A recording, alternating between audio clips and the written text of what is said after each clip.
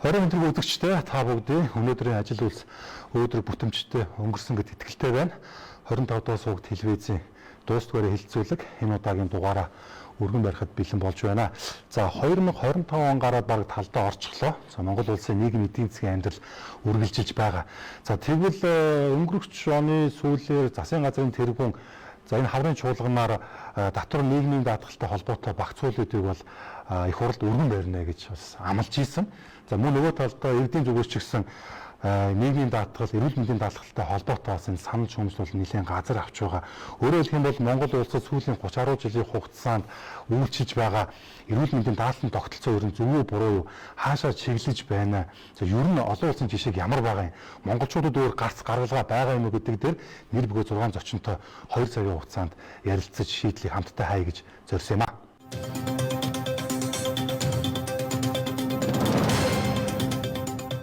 За ингээд хилцүүлэлт хүрэлцэн ирсэн та 6-аад талархлаа илэрхийлье. Өнөөдрийн бидний хилцэх, ярилцах сэдэв бол ойлгомжтой. Монгол улсын эрүүл мэндийн даатгалын тогтолцоо хаашаа явж байна те? Олон талаас нь ярилцъя. Зөв бурууга тунгаацгаая. Магадгүй та бүхэндээс гарч шийдэл өгдөг бол энэ 2 цагийн хугацаанд бас амжаад бас түүнийг илэрхийлж гэж хүсэж байгаа шүү те. За тэгээ аль биесээр хилцүүлгээ эхлэе. Өнөөдөр манай хилцүүлэгт 6 газраас ингээд төлөөлж болоод зочд ирсэн байна. Жигжид сүрэнгийн чин бүрэн Монгол улсын их хурлын гишүүн Баасангийн алтан хуйг эрүүл мэндийн даатгалын үндэсний зөвлөлийн гишүүн Монголын төмөр замчдын үйл төвчний эвлэлийн холбооны дарга Пүрвийн оюун цэцэг эрүүл мэндийн яамны стратеги төлөвлөлтийн газрын дарга Баян далайн ууган баяр эрүүл мэндийн даатгалын ерөнхий газрын бодлого төлөвлөлтийн газрын тусламж үйлчлэгээний багц зохицуулалтын хэлтсийн дарга. Анх хоёрын Батбаяр Азийн хөгжлийн банкны эрүүл мэндийн санхүүжилтийн тогтолцоог бэхжүүлэх төслийн зөвлөх. Базар гүрийн Бадам цэцэг Монгол улсын иргэн. За тэгээд хэдүүл ажилдаа шуурхаал ороо. Яагаад гэвэл та бүхэн бас эндээс гараад бас ажилд өрөлтөө байх. Тэгээд миний хамгийн гол нь энэ дэлгэцнэр бэлдсэн одоо яг кейсүүд манаас амжиж энэ цагтаа багтах нь гэдэг л бас асуудал байна л да. За тэгээд их хурлын гишүүн чин бүрэнгээ шууд асууя. Монгол улсад одоо энэ хүчин төвлөрдөр үйлчилж байгаа нийгмийн даатгалын энэ хууль дүрм гэдэг юм уу тогтолцоо яг нийгмийн хүлээлтэнд хүрж байна уу? Яагаад иргэдийн зүгээс өнөөдөр энэ нийгмийн даатгал, эрүүл мэндийн даатгалын тогтолцоог энэ хуцаар шүүмжилдэг болчихвоо? За бид эрүүл мэндийн даатгалын тухай ярьж байгаа тийм ээ. Тэгэхээр эрүүл мэндийн даатгал маань 2020 оны 8 дахь удаагийн парламентын сонгуулиар ээжд бус чуулганаар сонгогдсон гутаа хийсэн хамгийн том ажил бол эрүүл мэндийн санхүүжилтийн тогтолцоог өөрчлөх энэ том өөрчлөлтийг бид хийсэн. Нэг ёсондоо хуучин тогтолцооны ор санхүүжүүлдэг тогтолцооноос бид гүйцэтгэл дотроо үрдэн чанарыг тооцдог чанарын өрсөлдөөнийг бий болгох юм том тогтолцооны шинжилгээ хийсэн өөрөө бол одоо гарцаагүй зөв. Би ч өөрөө энэ салбарыг бас одоо гараад үрж хөгжүүлж бас зүтгэж яваа хүний хувьд бол ер нь ийм болоосоо гэж олон жил эрүүл мэндийн салбарыг бид ярьдаг байсан. Нэг хүн эмчлэх гээл сар бүр одоо төлөвлөд эдийн засагтай мөнгө нь та жилдээ 2 сая төгрөгөөс илүү өвдөж болохгүй. Ирэхгүй. За эрүүл мэндийн байгууллагуудад өгж байгаа төсөв нь хүрэхгүй. Тэгээ сарын төгсгөлөөр дандаа ар гэрт нь энэ тарай захин. За дээрэс нь одоо өндөр өртөгтэй том хагалгаа хийхлээр одоо нэг удаа ирэлдэг багшууд нүнт. За тэрийг ар гэрт нь захихлаар эрүүл мэндийн салбарын мань мэтийг хувийн аптекатаа явуулж бараагаа зараад байгаа юм шиг харддаг. Энд хардах нь ард түмэнд ирэх нь байгаа шүү дээ. Ингээд ерөөсөө нэг тийм эмч өвчтөн хоёрын дунд тийм үйл итгэлцлийг бий болгодог байсан бол бид 2016 онд өндөр өртөгтийг төр даадаг боллоо. За үүний дараагаар 20 онд бид энэ санхүүжилтийн тогтолцоогоо өөрчлөөд гүйцэтгэлээр санхүүжүүлэх том алхам хийж өгөөд ердөө 450 тэрбум төгрөгтэй байсан даатгалын сан өнөөдөр 2 их 8500 тэрбум төгрөг болчиход байгаа шүү дээ. Тэгэхээр бид зөв алхам хийсэн. Зөв зүйл рүү орсон. За үүний үр дүнд одоо би зөв ганцхан жишээ хэлэхэд өнөөдөр бид хамгийн үнэтэй хэмжлэгийг ярил л да. Жишээлбэл одоо эртний шилжүүн суулгах тухай ярихад л гэр орноо зараад гадаад улс руу явдаг байсан бол энэ том тогтолцооны өөрчлөлтийн үр дүнд эргэн хүн мөнгөтэйгээс үл хамааран эртний шилжүүний суулгахын боломжинд бүрдэж чадсан. Үүгээр дамжуулаад тэр эрэгтэй шилжээс бол хагалгаа хийж байгаа эмнэлэг нь өөрөө ар гэрээс нь нэг нэхгүй ямар амар амгалан болж байгаа гэж санана. Өвчтөө хүнийг та мөнгөтэй гэдээ яриа сууж байгаа эмч хүнд асар их дамжтай байдаг шүү дээ. Тэгээд мөнгөтэйгээс нь хамаарат эмчлэн гэж юу гэсэн юм чи шударга биш явдал байхгүй. Тийм учраас бид санхүүгийн эрсдлээс нь хамгаалж чаддаг. За дээрээс нь мөнгөтэй мөнгөөс өмнө хамааран эмчилгээг авах боломжтой болгоод эмчилгээ аваад ядуурахгүй байх юм том алхмыг одоо эхний том алхмыг хийж чадсан юм том өөрчлөлтөө л гэж хэлье. За энэ цаг даа бид яг юм 30 гаруй жил ингээд нэг тогтолцоогоор системээр явчлаа л да. Гэхдээ яг зүгээр та ингээд эрүүл мэндийн яамыг төлөөлж байгаа те. Энэ манайгийн одоо яг энэ систем зөв гэж та бодож байна уу? Тэгэхээр ер нь бол манай эрүүл мэндийн салбар чинь хөгжиж 100 жилийн тогтолцоо 100 жил гаруй жил хөгжсөн тогтолцоо шүү дээ. Ер нь бол олон улсын түвшинд бол бас харьцангуй газар нутгийн хувьд хүн ам одоо ихт тархаа бутархаа байрласан Монгол улсын хувьд манай эрүүл мэндийн тогтолцоо бол бас харьцангуй хүндээ хүрсэн тогтолцоо гэж олон улсад үнэлдэг. Гэвэл энийг бас хэлэх хэрэгтэй байна. Яагаад гэвэл тэнд 2,000 хүн байна уу 200,000 хүн байгаагаас үл хамааран ямар нэгэн байдлаар сумын түвшинд хүртэл багийн түвшинд хүртэл эрүүл мэндийн засгийн зөвшөөрлөг үзүүлэх зохион байгуулалтыг хийж чадсан. За ер нь бол одоогийн тогтолцоог юу вэ гэхээр сая Чимбэрэн гишүүн хэллээ. Эрүүл мэндийн салбарын санхүүжилтийн шинжилгээг дагаад салбарын бүтэн шинжилэл явагдаж байгаа. Өөрөөр хэлбэл бид нар маш олон жил эрүүл мэндийн салбарыг шинжилэн зохион байгуулан өөрчлөлт хийх гэж ярьсан. За энэ гол хөшүүрэг маань өөрөө яг хүндээ хүргэх, за тэгээд тусан жилийн чанар сайжруулах гэдэг гол хэсэг нь бол энэ санхүүжилтийн хөшүүрэг байсан юм аа. Тэгэхээр өмнө нь бол энэ санхүүжилтийн шинжилгээг явахаас өмнө улсын төсвийн эрүүл мэндийн байгууллагуудад өвжил байдаг, тэндээ хүмүүс нь хэвтэж гэнэ үү, өрүүлж байгаа юу үгүй гэдэг мэдээж энээр гарч ирсэн маш сайхан том дэвшлүүд бий. Хүн амын эрүүл мэндийн чиглэлээр гарсан. Одоо хүн амын дундаж наслалт орцсон байна тийм ээ. За эрүүл мэндийн онцлогын амжилтны технологи сайжирсан байна. За тэгвэл бид нар 2020 оноос хойш эрчимтэй орсон санхүүжилтийн шинжилгээг дагаад одоо салбарын хэмжээнд бол маш том шинжилгээ явж байна гэж үзэж байна. Энэ дээр дагаад бид нар хүний нөөцөөр шинжилгээ хэрэгтэй болж байна. Захимжилтаа шийдэх бүх захин технологиг нэвтрүүлэх шинжилгээ хэрэгтэй болж байна. Нөгөө чанар гүйцэтгэл суурилаа тусан жирслэгийг хүндээ хүргэхийн тулд эрүүл мэндийн байгууллагууд шинэ техник технологиг нэвтрүүлэх хүртэл хурдцтай нэвтрүүлэх хэрэгцээ шаардлага хүртэл бий болж байгаа гэж үзэж байгаа. Тэгэхээр бид нар шинжилгээг зөвхөн цаасан дээр биш, ерөнхий санхүүжилтийн шинжилгээг дагаад бодит шинжилгээ. За 20 онд бид нар эхлүүлээд 21-22 онд 2021 онд бол үндсэндээ ковид гэдэг нэг хэсэгтээ саарлаа шүү дээ. Одоо бол энэ санхүүжилтийн шинжилгээ маань хэрэгжээд ер нь 4 дахь жил рүү орж байна. Энийг дагаад маш олон шинжилгээг салбарын хэмжээнд хийгдэж байна. Эрүүл мэндийн байгууллагуудын бүртгэж зохион байгуулалтын хувьд ч гэсэндээ бид нар эргэж харах шинжилгээ зохион байгуулах хэрэгцээ болж байгаа гэсэн. Одоо та бол иргэдийн төлөөлнө. Яг бол та зөвлөлд яг иргэдийн төлөөлнө гэж багтсан үнтэй. Тэгэхээр сүүлийн үед залуучууд ялангуяа ер нь улсч ер нь татвар шимтгэл төлөх хэрэгтэй юм уу? Ялангуяа нийгмийн болон эрүүл мэндийн даатгал бид ер нь ингээд цалингаас мөнгө ингээд суудуулдаг боловч бидэнд энэ хэрэг болох юм уу гэсэн юм өөр амьсгалт ойлж байна л да. Одоо би буруу хараагүй бол сүүлийн жил дараалал ингээд энэ залуучууд төв талбай чагсаж чинь тий. Гол асуудал бол ерөөсөө бидний төлсөн татвар эргээд бидэнд хэрэг болохгүй юм л гэсэн юм ярьж байна л да. Энтэй бол одоо нийгмийн хүлээлт бол яг юм байна. За өнөөдөр нийтдээ 3.2 сая даатгуулагчаа одоо эрүүл мэндийн даатгалын сан даатгал төлж. За өмнөөс нэг 770 орчим мянган яг одоо ажил хөдөлмөр эрхэлж байгаа буюу таны одоо асуудал яг одоо ажиллаа хийгээд цалингаасаа 2% ажилтан. За ажил олгогч 2%-аар ингээд төлж байгаа. За ингээд яг хэрэгцээ шаардлага гардаг. Ажил хийж байгаа хүн бол дийлэнх тохиолдолд бол эрүүл мэндийн тусламж үйлчилгээ авдаг тохиолдлын тоон бол маш бага байдаг. За ингээд нэг эрүүл мэндийн тусламж үйлчилгээ авах гээд эмнэлгийн байгууллага татдаг. За энэ тохиолдолд нөгөө очор дараалал, за магадгүй санхүүжилтээс хамаарат одоо хувийн төлбөрийн асуудал гэх мэтлэн ийм олон асуудлууд ургаж эхэлдэг. Энээс болоод одоо нөгөө стрессч би одоо сар болгон цалин дээрээс нийгмийн эрүүл мэндийн даатгалын шимтгэл төлөөд байтал би жилдээ нэг юм 2 удаа авах гэхээр одоо ийм өндөрлөл үүсэж байна гэж. За энэ бол гол асуудал бол эрүүл мэндийн даатгалын тухай хуулиар манай улсын эрүүл мэндийн даатгалын тогтолцоо маань өнөөдөр за илүү нөгөө эрсдлийн хуваах зарчим буюу эв санааны нэгдлийн зарчимтай яваад байгаа.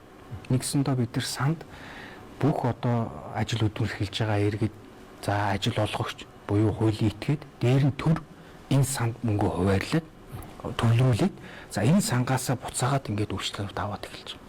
Тэгэхээр яг энэ тохиолдолд бол илүү нөгөө ажил хөдөлмөр эхэлж байгаа хүмүүс бол ямар нэгэн чигдэлгүй ямар нэгэн цаг хугацааны алдагдaltaгүй.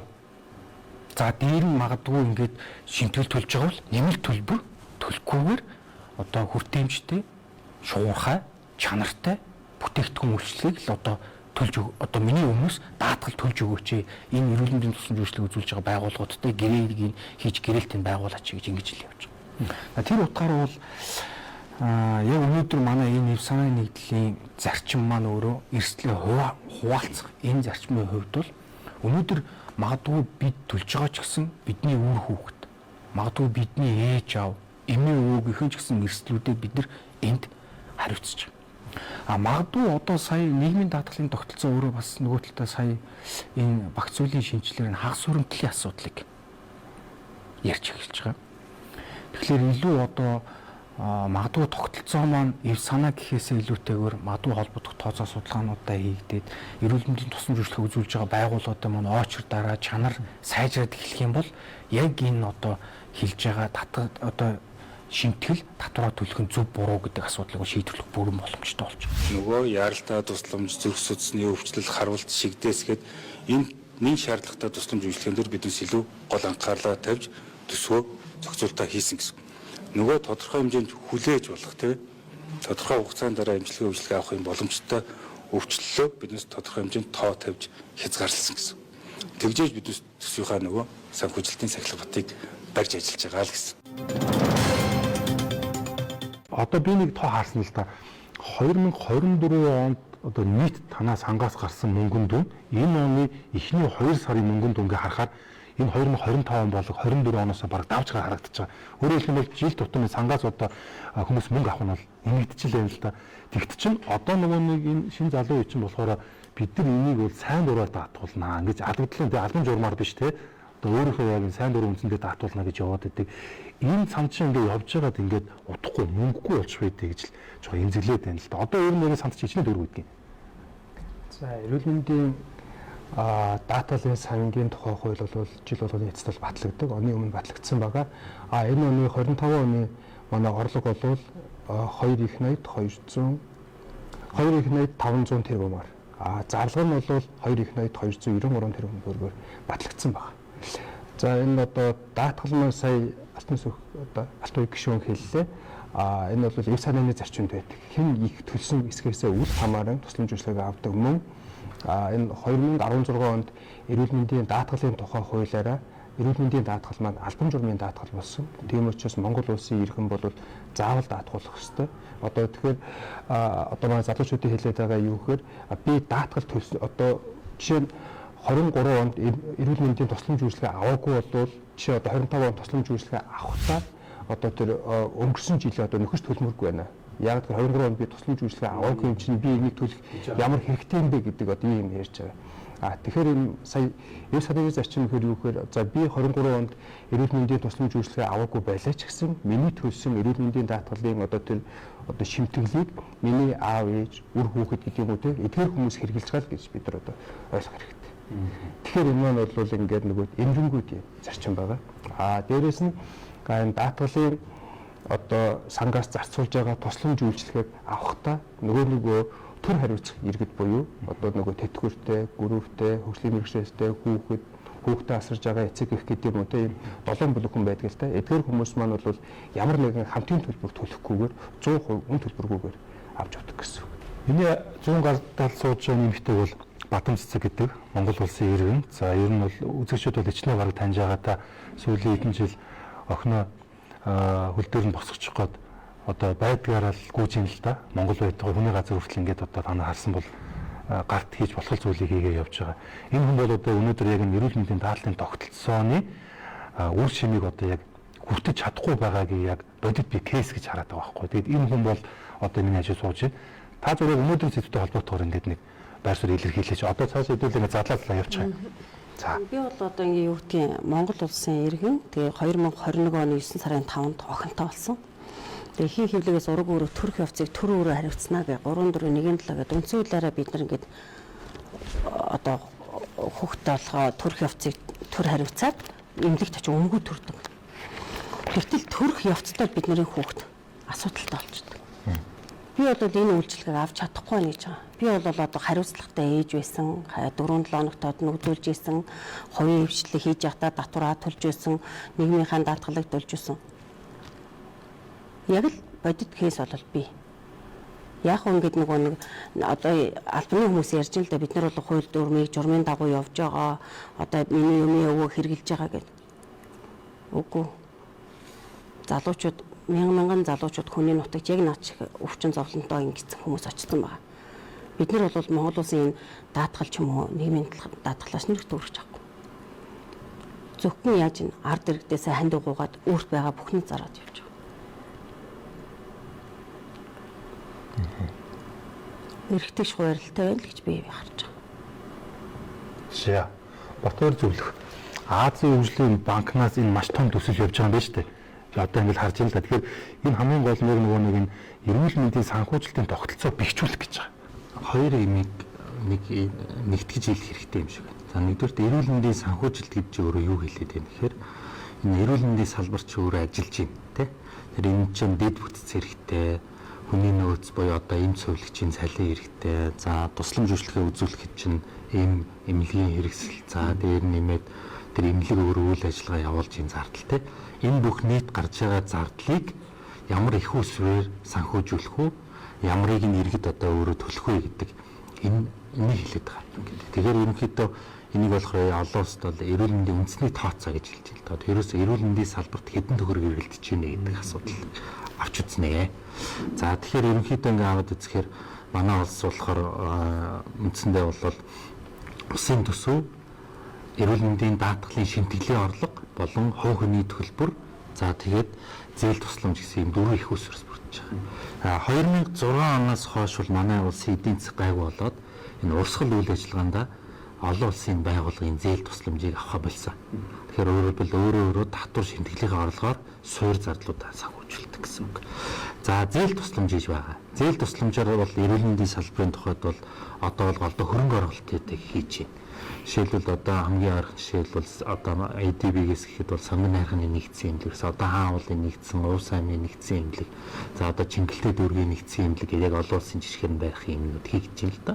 Нэмэлт юмнууд байгаа. Тэгэхээр бол одоо төсөл хөтөлбөрөөс бол голдоо хөрөнгө оруулалт, тоног төхөөрөмжтэй илүү их орж байгаа гэж ойлгож байна.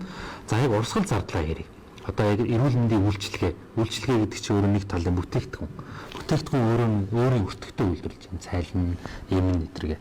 За тэр энэ бүтээгдэхүүний гол нь энэ даатгалын тогтолцоон санхүүжүүлэх үгүй юу гэдэг асуудал гарч байгаа. Тэгэхээр одоо ярьж таны жишээн дээр бол одоо Монгол улс дэмжлэхгүй гадагшаа явж байгаа үед энэ мөнгө орохгүй байна гэдэг чинь өөрөлдвөл тэр хэсэг рүү санхүүжүүлэх хангалттай их усэр байхгүй байна гэсэн үг.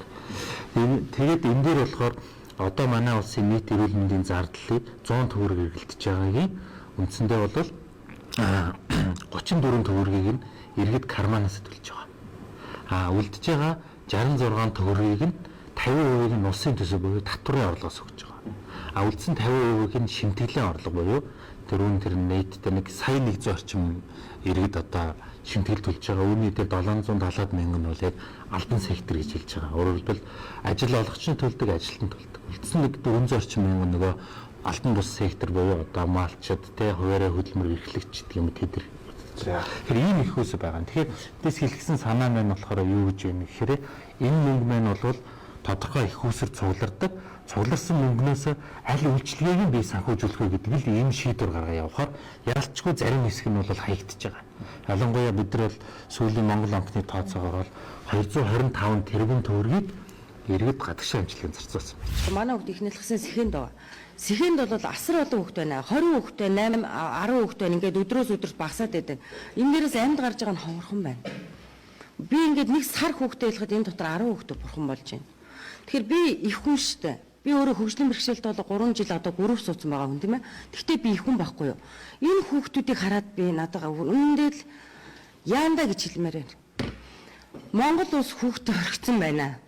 Би яг өнөөдөр энд хэвлэлийн бах оруулж байгаа гэхээр би өөрийнхөө хувийг одоо 140 сая төгрөгөө ингээл ёстой би нэрээ ард түмнийхээ кармаг тогшоол та нар минь хандив хайрлаач гэдээ уйлаад гуйхад минийх босч гинэ босч гин. Тэгтэл яг тэнд хүүхэд өгөх таа. Дебицэттэй хүүхэд 186 байна. Сүүлийн жилүүдэд төрсэн хүүхэд. Тэр хүүхэд чинь нилээ бодлоо төрдгөө байхгүй юу? Үнэндээ ургийн гажигтай төрөөд ивэл төр энэ хүмүүсээ эрүүлжүүлэгч. Тэгвэл манай хүүхдүүд бол генетикийн ген өөрчлөлтөө гэж байгаа. Би гений өөрчлөлтийн шинжилгээ өгөхөд 23 дахь хоромсоо мөнгө гараад ирсэн. Зүгээр л ээж хүнийг төрснөөс нь хойш ерөөсөө дарамтлагдаг. Та нарын буруу, та нар тэгдэг. Бид нар чинь арх хэрэглээд өнөөдөр те хордоо нөхцөлд ажиллаагүй гэж байхгүй юу би. Энэ тойрныхоо хорыг бас ингээ те тайлж агаад бас хүн босоо нэрүүд хүүхд гарах гэж үзэж байгаа. Манай хүүхд бол охин хүүхд байгаа. Тэгээ ингээд яваад байхад одоо нээжүүд бол үнэндээ зөвхөрлөө барцсан байт юм байна. Энэ саас ажилтаа гэдэг дебициттэй гэдэг ингээ тийм ээ одоо нэг сэтгцэн юутай гэдэг ингээд өөрчлөх зөвхтүүд бол эхнийх хэсгээр хяналтанд орд юм байна. Хяналтын эмч мэмч за боли одоо болчихч үнэндээ бидний битгий ингэж тоглооч л гэж хэлмээр байна. За та дургаас амтсан хамгийн ихний ээлжинд асуу гэсэн зүйлээ асуулаа. Тэгээд нэг горны санал нь та бүгд яг өөрсдийнхөө үзэл бодлыг маш тош тодорхой хэлээрээ тий. Яг бол бидэнд ярилцах хэрэгтэй маш их байна. За чин мөрөн гишүүнээ та бол парламент дээр та өмнө эмч байсан. Эмнэлэг толгоолж байсан. Та яг энэ салбарын үнэлтэй. Тэгээ одоо та яг энэ 126-ны гишүүнийг нь тулцсан гэж явж байгаа. Тэгээд энэ эрүүл мэндийн даатгалын сан гэдэг нэг юм байна л та. Энэ аливаа сан бол ингээд энэ санд мөнгө орж идэг тийм үү? Энэ сан аривчих ёстой шүү дээ. Зүгээр хийсэн мөнгө тэр чигээр байна гэж ойлгохгүй байгаа.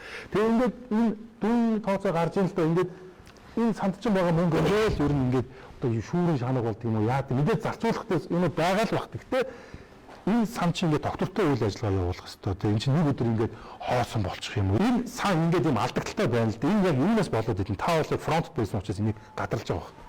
За нэгт Улаанбаатар нэг зүйлийг ойлгоор энэ эрсдлийн сан шүү. Энэ хоримтлын сан биш. За тийм учраас энд байгаа мөнгийг тэр өвчин зовлон тусч байгаа хүн болгонд зарцуулж хүргэж санхүүгийн эрсдлээс нь хамгаалах ёстой. За тийм учраас бид энэ өөрчлөлтийг хийсэн гол зорилго бол өнгөрсөн 20 оноос өмнөх үед бол хадгалаад үлдэгдэл үлдэхлээр би нэг шагнал байсан шүү дээ. Би баяр хүргээд. За тэгээд яадаг болсон гэхэлэр нөгөө албан бус төлбөрүүд нь сая хэллээ шүү дээ. Одоо нэг 30% хүн кармаасаа төлөөд байгаа бол тэр үчи бүр 50-60% иргэн өөрөө кармаасаа төлөөд. Тэгээ эмчилгээний зардал 2 саяас илүү жилдээ өгөхгүй. Тэгээд хоримтлал үүсгээд хоримтлын энэтэй банкнд тавиад хүү болгоод алдсан түүх байгаа шүү дээ. А бид бол энийг өөрчилсөн. Одоо эрслээс байгаа мөнгийг өвчин туссан хүн болгоныг эмчилгээхэд зарцуулаа. Үлдэгдэл үлдээсний төлөө би энд баяр өрөхгүй шүү. Харин зөв зарцуулаа гэдэг байхгүй. За тэгээд нөгөө талаас харахаар бид одоо сангийн тоог хардаа 2.8500 тэрбум төгрөгчтэй бас баг мөнгө биш шүү тий. Тэгэхээр энэ дээр алдагдал үүсээд байгаа. Яагаад энэ үртэй ширтэ болоод байгаа гэдээ харахаар нөгөө ковид зар дахлын үед 260 тэрбум төгрөгийн алдагдал үүссэн. Нөгөө баахан шууд худалдаа авалт хийгээд тий. Тэгээд тэрийг эрүүл мэндийн сайдны сая юу гэж тайлбарлаж тэрийг нөхөх гээд бид энэ гүйцэтгэлээс нь танаад яатсан гэдэг ба шүү дээ. Энэ чинь бол одоо татвар төлөгчтэй асуудал ноцтой зөрчиж шүү даатгаллагчдыг.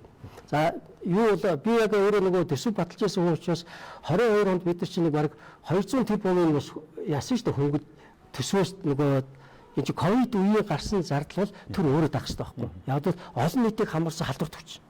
Даатгаллагчдын мөнгнөөс тэр төлж болохгүй байхгүй. За нэг энэ алдаага засах гэж явсаар байгаад сая одоо 24 оныг 25 онтой харьцуулаад хараарай. Гүйцэтгэл нь 316 тэрбумаар давчихсан. Нэгсэн даатгал сая өрөнд ороод байна шүү дээ тий. За энэ дээр тэгэл янз янзын авилгалын асуудал гарч ирээд ингээд байгаа юм бол ерөөсөө бид энэ дээр хяналт тавьж чадж байгаа мó гэдэг нэг асуудал гарч иж. Мэдээж хэрэгцээ асар их. Мөнгө өөрөө хязгаартай. Тэр болгоныг зөв зарцуулж яг оновчтой байх нөгөө амь эрсдсэн улсуудад хүргэж чадж гэнэ гэдэг энэ тогтолцоо яагаад хийж чадахгүй вэ гэхээр би захимжиж чадаагүй л шүү дээ. За тий захимжиж чадаа. Тэгэл заавал одоо нэг энэ даатгуулынхаа мөнгийг авах гэж энэ байгууллага очиж уулзаад байна шүү дээ биеэрээ. Биеэрээ уулзна гэдэг чинь ажлын тогтолцоог дэмжиж байгаа гэсэн үг шүү дээ. Очи яагаад захин байж болохгүй? Яагаад одоо манай даатгалынхаа бас нэг олонлог гэдэг нэг тийм систем гаргаад тэр олон нэхэмжлийг бүгдийг үзэж чадахгүй. Энд чинь хүний хүч хүрэхгүй шүү дээ. Тэ? Баг сард хэдэн нэхэмжлэг ирдэг лээ? 1 сая орчим тий? Сар болгоо. энийг одоо хиймэл оюухаа аялал шийдэж одоо тэр чинь компаниуд их байдаг шүү дээ тий. Одоо тэгэхээр яг одоо сая бол 26 оны засгийн газрын хөгжлийн бодлого дотор бол тэр орцол байлээ л дээ. Тэгээ би нэг ганц зүйл гайхаад байна. Би одоо эднээс бас асуумаар байна. 316 тэрбумаар цогтогтаад байна шүү дээ. Тэгээд 26 оныхоо юундаа би даатгалын сангийн одоо санхүүжилтаа төрөөс даах юуг ингээд нэмээд бүр энэ алдагдлаасаа гараад ийм явъя. Энэ санхүүжилтийг нэмээд баяа энэ гэсэн тийм зорилго тавиад энийгээ одоо тооцооллын сангийн яам эдийн засгийн яамдаа өгөөд ингээд оруулж иж болдгоо. Тэгэл дутаал тэгэл дутаал сүлд нь нөгөөх нь буу хэрүүл болоод тэгээд хин дээр тусна гэж эмнэлгүүдний гүйцэтгэгчнээ гүйцэд авч чадахгүй тэгээд ард иргэд эмчлүүлж чадахгүй болж байгаа байхгүй төсгөл нь.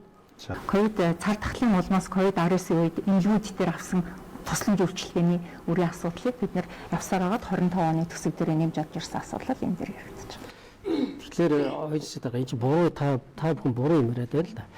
Ковид цар тахлын үеийн тэр зөрөө мөнгө төр өөрөө зүгээр л хийх хэрэгтэй байхгүй юу?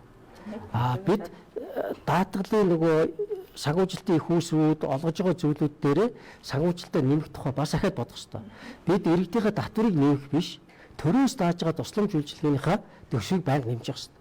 Одоо бид бол нэмжил байгаа л да. Би бол бас чамлагаар чангатах гэж жишээлбэл 24 онд 25 оны төсөв батлахдаа 700 тэрбум байсан санхүүжилтаа төрөөс даах нь шүү. Түрүү ярьлаа шүү дээ. Төр юг дааж байгаа гэдэг те. Тэрийг 900 тэрбум болсон шүү дээ. Тий 200 тэрбумаар ахиулсан. За тэгвэл эн чинь өөрөө одоо ажил хийж байгаа бид нар болохоор 2% өөрийнхөө цалингаасаа ажил олгогч нь 2 ингээд 4% өгч байгаа шүү дээ. Тэгтэл өнөөдөр бид яаж яах вэ гэхээр цалингийн доод хэмжээний 2% өгч байгаа шүү дээ. Тий. Тэгэхээр эн чинь өөрөө шударга биш байгаа байхгүй юу?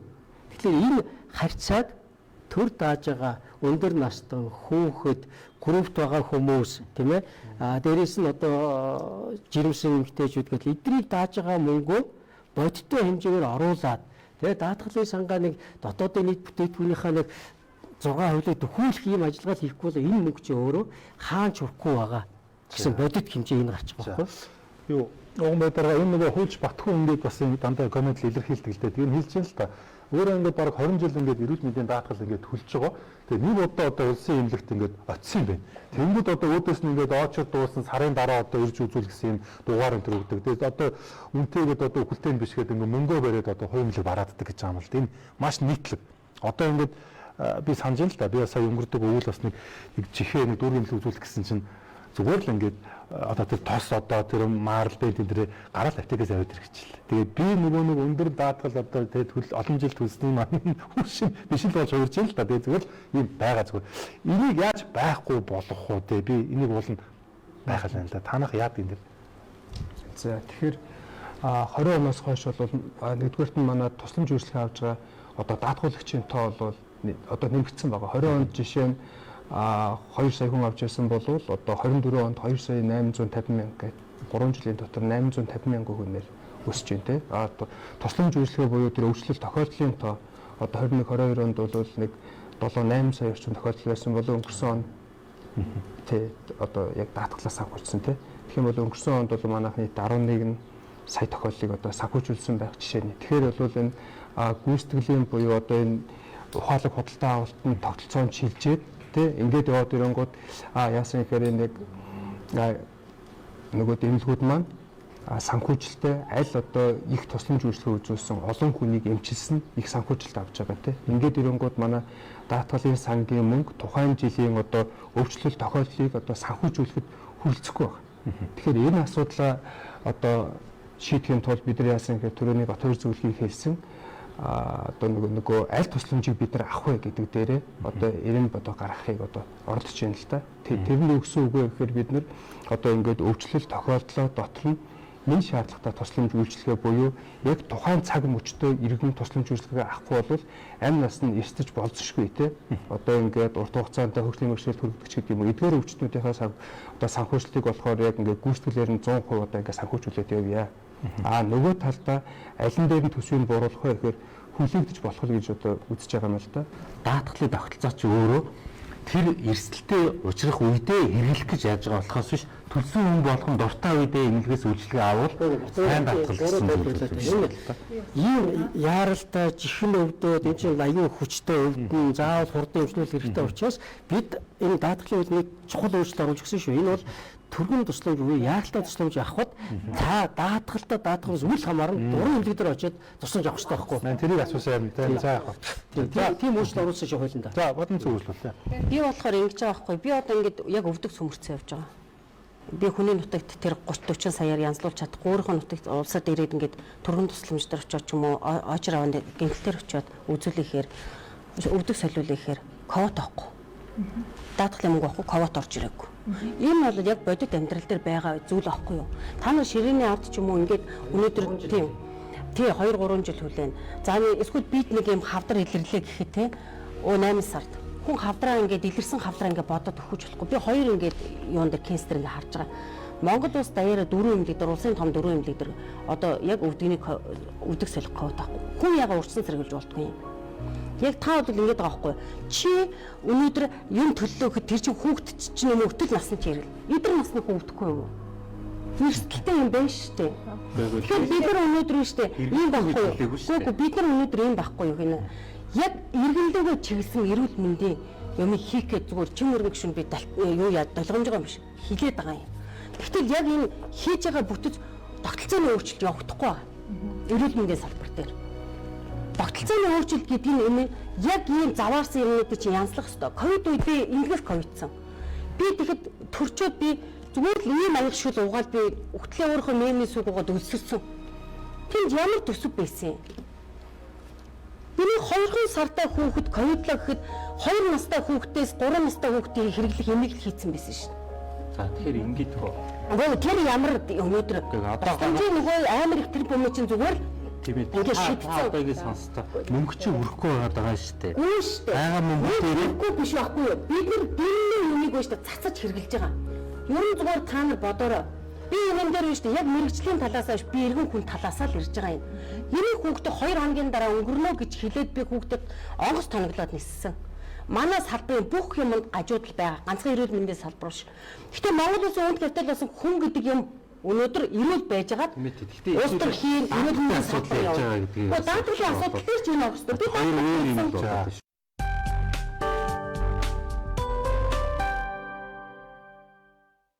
гэр бүлийн нандин дурсамж, амттай хоол, инээд хөр. Гэвч санаа зовлтгүй. Зээл хэрэгтэй бол Pocket. Оргил сүлжээ дэлгүүрийн бүх салбаруудаар хүүхдийн баярын бэлгийн багцууд худалдаанд гарлаа. Ямд ухаалаг сонголт. Оргил сүлжээ дэлгүүр. Аригтай хадгалаад 100 саяын эзэн болороо хадгаламжийн урамшуул дайн дахин зарлагдлаа. Ариг банк.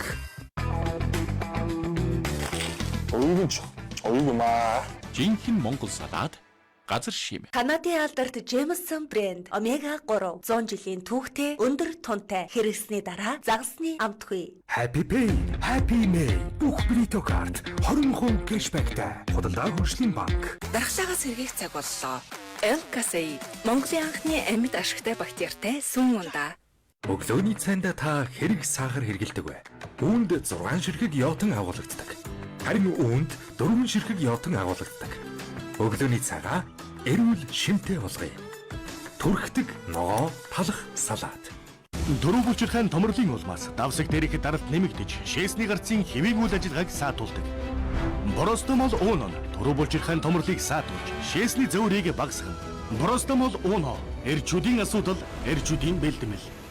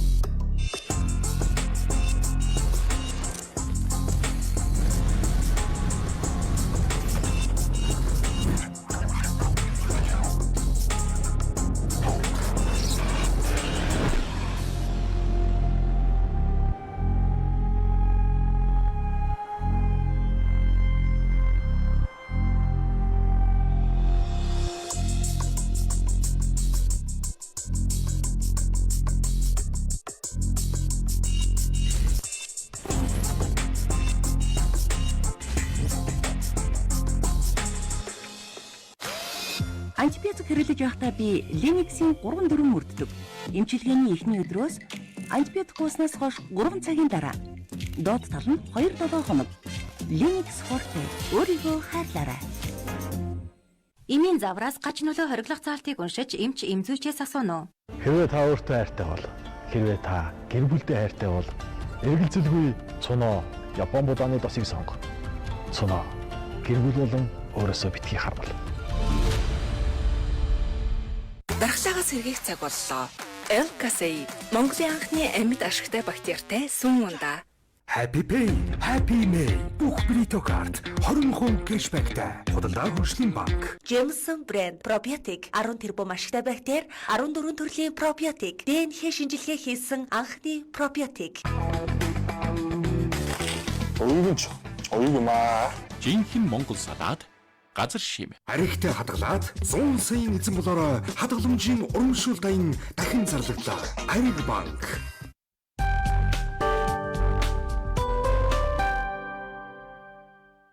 За одоо ингэ.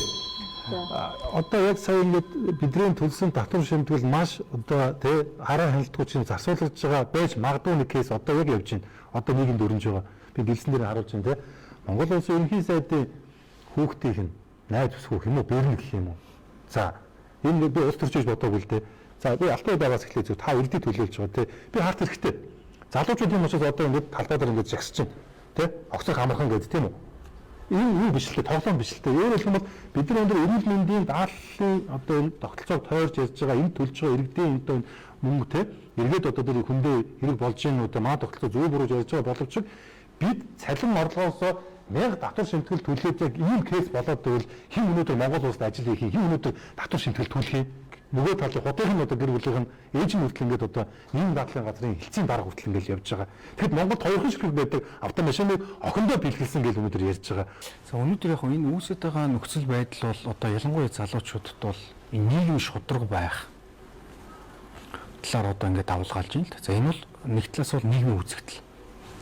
За өнөөдөр бол бид нар илүү нөгөө эрүүл мэндийн даатгалын сан талаас ярьж байгаа учраас түрүүн Чимбэрэн гүшүүнийг маш чухал асуудлыг үндэсэн. Юу вэ гэхээр төр хариуцах тусламж үйлчилгээний зардлыг нэмэгдүүлэх ёстой гэж. Өнөөдөр эрүүл мэндийн даатгалын санд нийт даатгуулагчдын нэг 70%-ийг нь одоо төрөөс эрүүл мэндийн даатгалын шимтгэлийг хариуцах иргэд буюу энэ бий болгож. Нөгөө талдаа шимтгэлийн орлого талаас нь харах юм бол 27.7% бүрдүүлээд нөгөө талдаа зардал талдаа харах юм бол 77.2% болчихж байгаа. Уруу профессионалаар. Магадгүй одоо энэ татвар тий энэ одоо үргэлгэн байдал, үр ашиггүй хөрөнгө оруулалт энийг өөр газар руу биш энэ эрүүл мэндийн сан руу одоо тэр төр хариуцах тусламж үйлчлэгээний одоо оруулах орлогыг нэмэгдүүлэх юм бол одоо өнөөдөр бидний бас яриад байгаа тодорхой эрүүл мэндийн тусламж үйлчлэгээ авахд санхүүгийн хязгаарлалттай тулдаг, очоо дараалттай тулдаг. За одоо бүтээгдэхүүн үйлчлэгээний чанарын асуудал яригддаг. Энэ бүх асуудал маань энэ одоо сангийн орлого буюу их усүртэй шууд холбогддог. Одоо таны ярьж байгаа ч гэсэн энийг одоо нийгэмдэр одоо залуучууд гэлтгүү нийгэм дээр харж штэ. Энэ ерөөсөө энэ төсвийн нийт зардлын үр ашиггүй хөрөнгө оруулалт энэ зардлуудаа хинээч, үр ашигтай хөрөнгө оруулалтаа хийгээч. Ялангуяа иргэдийн минь эрүүл мэнд боловсролын асуудал руу бодтой хөрөнгө оруулалтуудаа хийгээч. Энэ төсвийг нэмэгдүүлээч. Ингээм бол нөгөө талдаа тэр тусламж үйлчлэгээ авж байгаа иргэдийн эрүүл мэнд, Монгол үнийн одоо амьдралын баталгаа, чанар, за дундаж наслалт. За энэний цаана өөрөө дахиад энэ бүтээгдэхүүн үйлчлэгийг үзүүлж байгаа энэ салбар буюу эрүүл мэндийн салбарын хөгжил, хөрөнгө оруулалт, санхүүжилт. За тэнд ажиллаж байгаа ажилтнын цалин хөлс, нийгмийн асуудал. За дээр нь тоног төхөөрөмж гээд энэ маань ингээ бүхэлдээ нэг юм том зүйл болчиход байгаа. Энэ охиныг уран заяа гэдэг юм. 4-5 настай байхдаа ингээд галт өртөөд тэгээд ингээд одоо биед хүлэгдээд ингээд одоо ингээд наспинт хүрсэн. Тэгээ одоо ингээд нөгөө энэ чинь эмэгтэй хүн бас нэг ээж болмоор байдаг. Тэгээд яг хөхнийх нь одоо яг тэр нөө сүү гардаг булчирхаа гэдэг юм одоо яг тэр сүү нь ингээд түлхэлтэй болмоос ингээд боломжгүй болсон. Шинэ одоо хаглаанд орё гэж таньдаг байж байгаа юм л. Тэгээ энэ охин одоо бүр аргаа бараад энэ ерөнхий сайдхан бэр нь одоо ингээд энэ 20-30 сая үнэтэй ингээд цүнх ингээд бэлгийн давж байна те. Гэтэл одоо би ийм асуудалтай байна. Одоо энэ шудраг мөн үү гэдэг өөрх ингээд нэг ийм давлгаалаад ингээд явж байгаа. Энэ охин зориулаад ингээд мөнгө явж байна л та. Тэгээд би бодохдоо бидний төлсөн татвар шимтгэл тэр дундаа эрүүл мэндийн даатгалын сан татан төлөвлөж байгаа тэр мөнгө маань энэ уран заяа шиг энэ бадамцсан шиг одоо энэ хүмүүс засуулуудаас юу гэж асууж байна гэхлээр бидний төлсөн энэ одоо татвар шимтгэл маань ингээд яг зорилт бүлэгдээ очиж гин үү? Тэг яг тэр сандаа очиж байгаа юм уу те? Бид тэгэл эргэлзээд байгаа байхгүй. Бид эрүүл мэндийн даатгалын санхүүжилт сан өөрөө бас шудраг очиж байгаа нэг асуудал яригдж шээ. Тэгэхээр иргэн бүр би эрүүл мэндийн даатгалд татвараа төлж байгаа. Энэ маань намайг эрслээс хамгаална шүү гэдэг итгэл үнэмшил аюул чухал байхгүй. Энэ итгэл үнэмшлийг хийх хамгийн чухал зүйл юу гэхээр сандраад нэг жоохон асуудал болол эмнэлэгт очиход ямар гоё болцсон юм бэ? Энд чинь өндөр өтгөттэй онцлогын даадаг болцсон юм байна. Хүн дэнд өвчнүүдийг даадаг болцсон юм, нийслэлийг даадаг болцсон юм байна шүү гэдэг итгэл үнэмшил хэрэгтэй. Тэгэхээр манай даатгалын одоо үндэсний зөвлөл, даатгалын ерөнхий газар, за эрүүл мэндийн яам та бүгдэд нэг том алдаа байгаа. Юу гэхээр өнөөдөр би 5 жил энэ том реформ хийгээд явахдаа нэг алдсан зүйл бол даатгалын үндэсний зөвлөл нь эрүүл мэндийн яамныхаа өөдөөс үг хэлж чадахгүй. Энэ хоёр байгууллага нь нэг дор. Тэгээд даатгалын үндэсний зөвлөл бол даатгуулагчтай хамгаалаад нэрийн миний даатгуулагч одоо төлбөр юу санхүүжилтаа эрслээс хамгаалуулж чадж гин үгүй юу гэд яриад эн чинь яриад тэгээд түрүүн та нар мөнгө нэмээч мөнгө чи өрөхгүй байна гэдэг та нар явах шүү дээ. Эдгээр эрүүл мэндийн яам болохоор за орчин тийм байх шүү дээ. Энэ эмчилж байгаа эмнэлэг нь ийм их зардал гаргаж байна. Энийхээ дүнгээ тааруулахын тулд сангийн яамтай төсвөө яриа сууж байгаа шүү дээ. Тэгээд та нар тооцоогоо игээд актуар тооцоо моцоогоо игээд эн чинь жинхэнэ эрсдлийг даадаг болсон хүмүүс эрүүл мэндийн салбартаа итгэж сууж байгаа хэрэгтэй байхгүй юу? Тэгэхээр бид энэ дээр алдаад байгаа. Энэ бол нэг бол бид эрүүл мэндийн даатгалын сангаа корпоратив байдлаар гаргаж чадахгүй байгаа нэг том алдаа энэ. Хоёрт за тусламж үзүүлсэн нөгөө та нар гүйцэтгээд мөнгө олоод байгаарэ гэд том реформ хийчихэд тусламж үзүүлээд эмнэлэг үзээд баахан орон тоогоо нэмээд ажиллаад ихсэн чинь та нарын 20-30% ингээд танаа тахлаар яаж итгэл төрөх юм? Нөгөө эмнэлгүүд чинь за боли. Бид бөөн зардал гаргаад ажиллалаа. Ирсэн хүн болгоныг аваад эмчлээдэй гэсэн чинь хотлоо хийсэн байж тээ гэдэг ийм ухралд орсон байхгүй. Тэгэхээр энэ болгон чи юу нөгөө иргэдэд очиж байгаа итгэлцлийг байхгүй болгож байна шүү дээ. Энэ бол одоо хамгийн гол түлхүүр алдаа энд байгаа шүү. Улсаас нь цаанаас нийгмийн даатгал, эрүүл мэндийн даатгал гэдэг шууд хүчээр авч байгаа тийм. За тэгээ бид нар бол төлөхгүй гэж байгаа юм биш. Бүгд төлөөд ингээ бүгд явж чад байр нийлээдтэй бүх юм л эзэнтэй хажуугаар нь татвараа Монгол улсаа төлөө явж байна. За тэгээ Монгол улсаа төлөө явж чад нэгдүгээр ерөөс нь эрүүл мэндийн даатгал одоо ингээ хоосорсон гэдгийг сонсоод их хүний хувьд бол маш харамсалтай санагдаж байна. Хүүхдээ аваад хэвтэх эмнэлэг нь хэцүү байна. Дээрээс нь одоо ард иргэд ингээд энэ утаандаа нэрвэгдээд ингээд хэцүү өвчлөөд одоо үзүүлэг гэхэд бүх юм нь одоо ингээд эрүүл мэндийн даатгалт нь хоосон эмнэлгүүд нь бүгд одоо ингээд төлбөртөө үзнэ гэж хэлсэн байна. Энэ дээр бол маш харамсаж байгаа учраас ер нь бол ирж бүр хүүхдтэй тэмцэе гэж одоо ирсэн байна. Эрүүл мэндийн сайд хэлсэн байгаа. Би бас энэтэй зарим талаар санал нийлээд байгаа. Нөгөө иргэдийг одоо нөгөө яг энэ хариуцлагажуулаад эрүүл мэндийн асуудал дээр манайд ч одоо нөгөө их алдагдж байгаа боловсруулалт байна л да иргэдэд санхүүгийн боловсрол байна.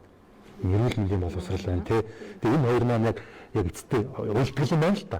Яг одоо эрүүл мэндийн боловсрол руу яж чад өвдөн тийм үү. А тэнгууд нэлээд санхүүгийн дарамт шахалт одоо ингээд ирдэг тий. Тэгээ одоо буудаж байгаа юм шүү дээ. Одоо яг л бидний байгаа бодит л амьдрал. Тэгэхээр ер нь бол яг түрүүн ярьлаа шүү дээ. Өмнө нь бол ер нь социализмын үед бид хүн амын эрүүл мэндийг хамгаална гэж ярьдаг гэсэн. Одоо бол бид нар хамгаална гэхээсээ илүү дэмжин хамт дэмжин өөрхөн энэ чинь хариуцлага уулзах гэж штэ. Бүхнийг одоо удсан хойно төр аваад эмчлэн таныг эмчлэн эдгэрүүлэн зэрэлжүүлэн гэхээсээ илүү одоо энэ чинь хариуцлагын механизм бас иргэндээ үлэх хариуцлагатай байх байхгүй юу. Тэгэхээр одоо бид нарт ярьдаг л да түрүүн шимтгэл нэмэгдсэн тухай ярьж байна. Гэтэл бид нар одоо эрүүл мэндийн даатгалын сангийн зарцуулалтыг аваад үзэх юм бол яг түрүүн татвар төлөгчд бол 1.1 сая л байна. Үлдсэн 2.4 сая хүн маань бол яг улсын төсвөөр нөгөө 1.1 сая хүнийхээ төлсөн татварын хэмжээгээр тусламж үйлчлэгийг авч байгаа жишээ.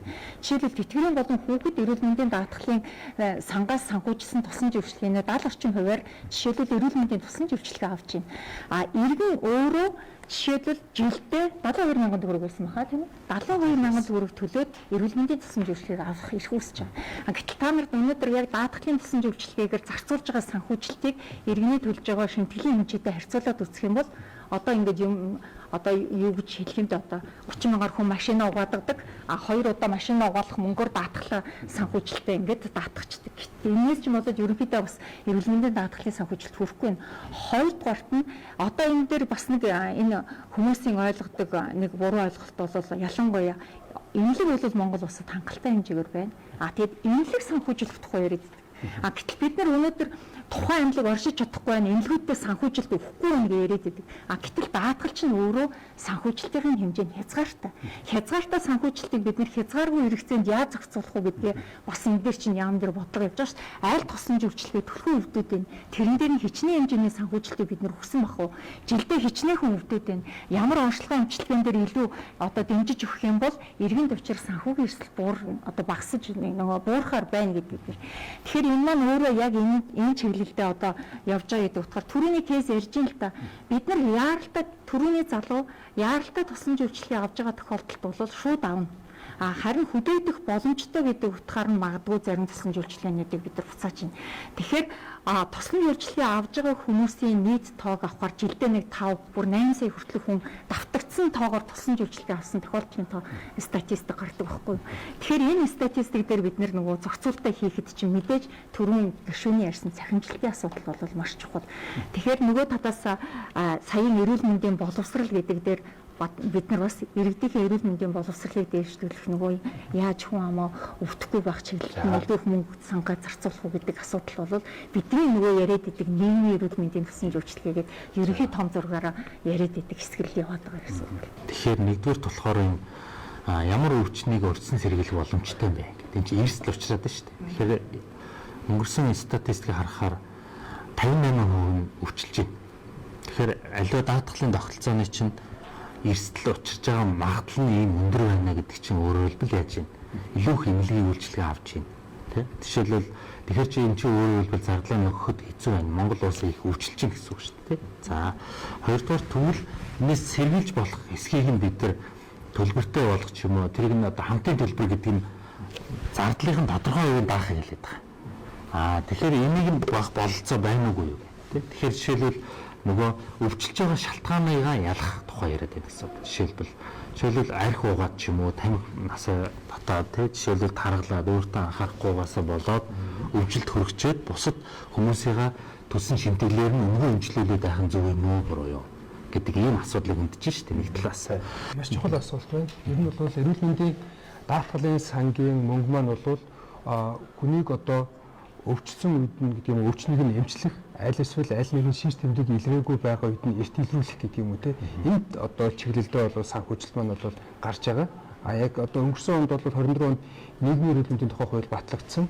Одоо энэ хуультайгаа холбоотойгоор одоо манай улсын нийгмийн эрүүл мэндийн одоо те өвчнөөс урьдчилан сэргийлэх эрүүл мэндийн боловсрол олгох гэх юм уу энэ асуудал маань бол одоо илүү төлхөө хөгжих байх гэж харж байгаа.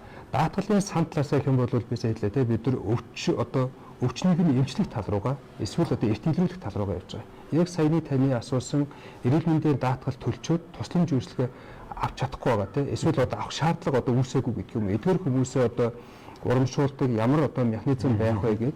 Яг энэтэйгээ холбоотойгоор бид нэр 25 онд эрүүл мэндийн даатгалын сангийн орлогын журам гэдэг нэг одоо тийм журмыг боловсруулж байгаа.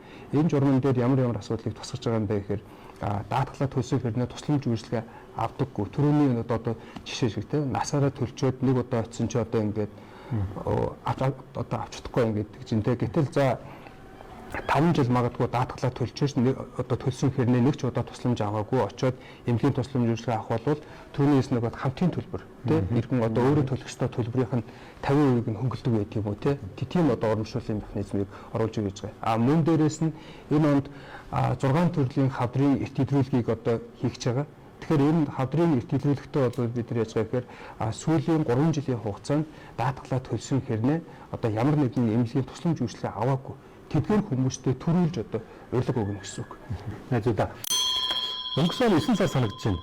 Энэ нэг ховийн эмнэлгүүд ялангуяа тийм улсын төр шалгаагүй дээ одоо зардал орж ирээгүйд одоо танахаас зардал орж ирээгүйд тийм ингээд үе таалгаа ингээд барьцдаг өнөөдөр хүн үзэхгүй ч гэдэм юм уу тийм байхгүйгээд би санаж байна хаавал эмнэлгээр хүртэл ингээд эмэгтэйчүүдийн үзлэг хийгээд хүртэл ингээд нэг удаагийн бэлээ байхгүйгээд тийм хогны уут хүртэл одоо ингэж ашигласан эмэгтэй хүний доор тавьсан гэдэг нэг юм ярьж ирсэн да. Яг би мөнгө одоо баг баг нь ойлгож байна. Тэгээд энэ чинь хамгийн гол нэг энэ эмнэлгүүд чинь ингээд одоо яалтад тусламж үйлсээр үзүүлж чадахгүй одоо ингээд хоёр хувьсгал ялгаагүй те санхүүжилт орж ирээгүй байна гэж юм ярьж идэг те.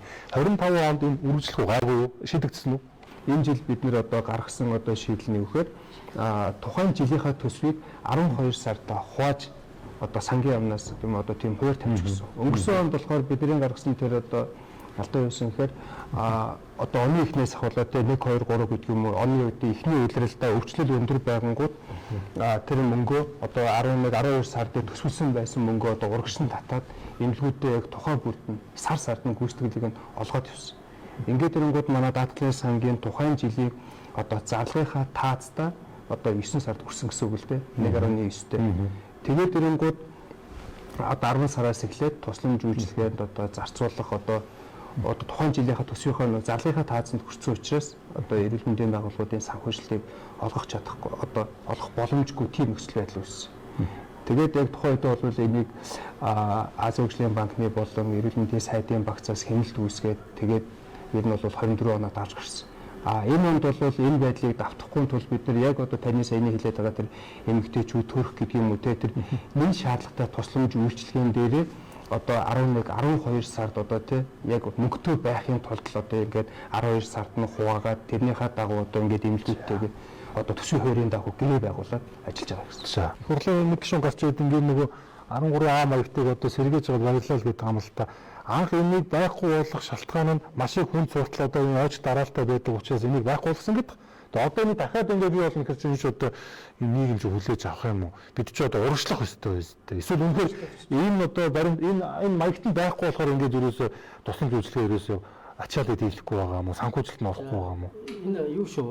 Эхлээд 13А маягт ямар зорилготой гэдгээс ойлгож л их чухал юм. Энэ бол манай эрүүл мэндийн салбарын хамгийн чухал амин сүнс нөхгүй. Энийг авдаг нь өөрөө буруу юм. Ягаад гэвэл анхан шатны буюу өрхийн эмчнэр нь хүнээ үзээд та цаашаа наривчлан шинжилгээд орох уу үгүй юу? Та эндээ эмчлүүлж болох юм уу? Нөгөө хөнгөлтэй нэ аваад болчих юм уу? Тэр болгоныг зааж өгөх ёстой хүмүүс нь үцгүүгээр шууд дараагийн шатлалын эмнэлгүүд рүү очиод тэгээ зөвхөн ханиадаа эмчлүүлэх гэж лавлаа шатлалын эмнэлгүүд баахан очир үсгээд тэгээд нөгөө 3 сар 4 сар ч болоод байгаа байхгүй. Тэгэхээр бид нөгөө анхан шатны тусламж үйлчилгээ бэхжүүлэх энэ том бодлогоо алдчихин гэсэн үг. Дээрээс нь нөгөө анхан шатны тусламж үйлчилгээнд дээр чи бид нар үчнийхэн төлөө санхүүжүүлээд байгаа шүү дээ. Зөвхөн одоо нэг иргэнээр санхүүжүүлж байгаа биш. Тэд нар маань орлогоос авч чадахгүй болчихж байгаа байхгүй. Нөгөө хүмүүс нь очих байлаа. Дуртай газар очих юм чи ямар амаатай ингээд л очиж шүү дээ. Тэр энэ шийдвэр нь өөрөө их л бодож болгоомжуулж гаргаж явахгүй бол бүхэл бүтэн салбарыг доншлогсон шийдвэр гаргах нь өөрөө их аюултай. За нөгөө талдаа сул талдаа юу байгаа? Сул талдаа гэхлээр бид анхан шатны тусламж үйлчилгээг чадваржуулах, бэхжүүлэх, сайн эмчнэр ажиллах тэр тогтолцоо хийж чадахгүй шүү дээ. Энэ өөрөө иргэдэд анхан шатантай итгэдэг итгэлийг сулгуулад байгаа юм. Нөгөө дөрвийн сургуульд өгсөн шинэ хүүхдийг авчиад өрхийн эмнэлгийн эмчээр авчиад авчихна. Нөгөө баг цалин өгөөл дараа жил ахаал дараагийн хүн ирнэ. Баг цалин өгөөл өөрснөө хэмнэлт гаргаж л сайн гэдэг ийм буруу тогтолцоо ингээд бугшаад байгаад байгаа байхгүй. Урсгал зардал төрийн албан хаагчдын цалин хөлс юмнуудаа яагаад шимтгэл төлөгчдийн сангаас төлдөг юм бэ гэдэг энэ нэгдүгээр асуудал. Яагаад төр ажилуулж байгаа ажилтан албан хаагчийнхаа цалинг за өөрөө гаргаж байгаа гинтийн шийдвэрүүдээ өөрөө яагаад одоо сумдын жишээлбэл ажилчдын төрийн албан хаагчдын 40% нэмэгдлийг гаргаж байгаа юм бол яагаад төсвөөрөө өөрөө энийг даахгүй байгаа. Яагаад шимтгэл төлөгчдийн бүрдүүлж байгаа сангаас энэхүү одоо асуудлуудыг оруулаад байгаа юм бэ? Энэ бүхэн чинь өөрөө эргээд энэ сангийн алдагдлалд хүрэж байгаа шүү дээ. Ер нь бол энэ тоон дээр энэ цагаан дээр хараар бичсэн байгаа асуудлыг би сая хэлж байна. 13А гэдэг бол одоо бодлогын хувьд бол том зургаараа бол зөв. Гэхдээ нөгөө талд эрүүл мэндийн даатгалын тухай хуулиар даатгуулагч өөрөө тусламж үйлчилгээ авах эмнэлгээ сонгож үйлчилгээ авах хэрэгтэй гэж заасан. Яг энэ нөхцөл байдал одоо ямар нөхцөл байдлыг үүсгэж ийм нөхлөө түрүүн Чимбүр гişүн бас хэллээ. Лавлгаа шатлалын эмнэлгүүд дээр шаардлагагүй нөгөө очор дарааллуудыг бий болгодог. Одоо бид ч гэсэн тийм шүү дээ. Хүүхд өвдөхөр аливаа их нялхас тандыг эмч байна уу? Сайн хүн байна уу? Тэг. За энэ зүрхээр хатгалаа энэ 3 дугаар эмнэлэгт нэг сайн эмч байна уу? Гэтэл яг тэр лавлгаа шатлын эмнэлгүүдээр чинь нөгөө амьд энсэж байгаа. Нөгөө төлөвлөгөөт магадгүй одоо эрсдэл өндөртэй болчихсон хүлээгдэж байгаа улсуудаар давхар ийм ачааллууд үүсгэж байна. Яг даатгуулагч бол юу гэж би даатгалаа төлсөн бол уг нь би альч одоо даатгал гэрээтэй байгаа тусан зөвшөөрөл үзүүлж байгаа байгууллагууд дээр би очиод хин дуртай эмч дээр хин дуртай эмнэлэг дээр яах нь үзүүлмээр шүү дээ. Энэ бол даатгуулагчийн эрх шиг. Даатгуулагчийн сонирхол. Гэтэл яг энэ сонирхлыг одоо бүгд нь ингээд орхичиг гэхлээр нөгөө талд энэ тусан зөвшөөрлөө үзүүлж байгаа байгууллага маань өнөөдөр манай байгууллагын чадамжийн асуудал түрүүнд хэлж байна. Агашны тусан зөвшөөрлөө үзүүлж байгаа байгууллагуудын маань чадах чадамжийн асуудал. Нөгөө талдаа бас эрен талаас харах юм бол заавал магадгүй агашт маань үнэхээр чанартай сайн үйлчлэгээ үзүүлдэг байвал би одоо юу гэдгийг одоо баян хошуунаас төгжирч те тодорхой зардал гаргаж одоо 1-2 дугаар эмнэлэг дээр очиж дараа гэж яхаар би яг гэрийн хажуудлын өрхийн эмнэлэг дээр яах нь тэр үзүүлж байгаа тусан зөвшөөрлөхийн мэрэгжлийн эмчлийн чадвар бүтээгдэхүүн үйлчлэгийг авчвал даатгуулагч талдаа ч яах нь зардал цаг зав тэгээд эрүүл мэндийн тусан зөвшөөрлөгийг үзүүлж байгаа байгууллагууд дээр ч гэсэн хүндрэлж хэрэгдэл болохгүй ийм л одоо том тогтолцоог бий болох шаардлагатай. Маягтыг бол одоо захимжуулах нь зөв шүү. Нэг цаас чирээл явах гад тэгээд тэр чи хүлээж хэрэггүй шүү дээ. Анхан шатны хэмжүүлээ 13 маягт бичлээ пак тэр нь захин боллоо. Дуртай газар өөрөө очиод миний нэр тэрэ гэж очиход тэр нь ушигтгэл уншаа шүү дээ. Тэр нэг хоёр талтай. Хуучин бол бид нар энэ өвчтөд шилжүүлэх тогтолцоог захимжуулсан учраас 13 маягт хэрэггүй боллоо гэж зарласан шүү дээ. Яг захимжуулна гэдэг чинь өөрөө энэ тусан зөвчлөлийг зөвхөн захин хэлбэрээр технологийн шийдлэн шийдсэн болохоос ш 13 маягтыг ерөнхийдөө хэрэггүй боллоо гэдэг ийм асуудал бол хэрэгдэхгүй байх хэвээр. Тэгэхээр нэг талаасаа бид нар яаж юм гэхээр анхаачны тусан зөвчлөлийг ерөн салбарын хэмжээд бид нар илүү нэгэн эрүүл мэндийн тусан зөвчлөлийг үзүүлэх одоо хэсэг байх юм байна гэж нэг хэсэг явсан үе бий. Одоо яаж юм гэхээр энэ маань өөрөө одоо эрүүл мэндийн даатгалын санхүүжилттэй холбоотойгоор одоо бид нар анхаачтай эргээд одоо үзүүлж байгаа тусан зөвчлөгийн хувьд ч гэсэнтэй илүү ус харж үзэх шаардлагатай болж байгаа. Тэн дээр илүү хүн очиод тусан зөвчлөгийн хамгийн наазахын лабораторийн шинжилгээ хийлээдэг болгочих тийм ээ. Тэн дээр нарийн зарим одоо хүүхэд ч гэдэг юм уу те одоо зарим нарийн мэрэгчийн тусан зөвчлөгийг тэндээс авах боломжийг бид нар бүрдүүлж хэвээр. Тэгэхээр анхаачныхаа тусан зөвчлөгийг үзүүлж байгаа хүрхийн эрүүл мэндийн тусан зөвчлөгийн чиглэл бид нар бас одоо өөрчлөлтийг цагуулж байгаа гэсэн. За нөгөө талаас олоод ирэхээр иргэдийн хувьд түрүүн эрүүл мэндийн боловсрол гэж бид нар ярьсан шүү дээ. Манайх чинь яадаг вэ гэхээр эрүүл мэндийн тусан зөвчлөгийг 1-р эмнэлэг 3-р эмнэлэг хавдаг. Энэхээс авуулал тусан зөвчлөгийг хавах гэж явдаг. Гэтэл түрүү ярьж штэ тусан зөвчлөгийг авах гээд хүлээгдэл өндөр байна гэдэг. Гэтэл орон нутаг тэр тусан зөвчлөгийг олж авах боломж нь бүрэн байгаад идэг.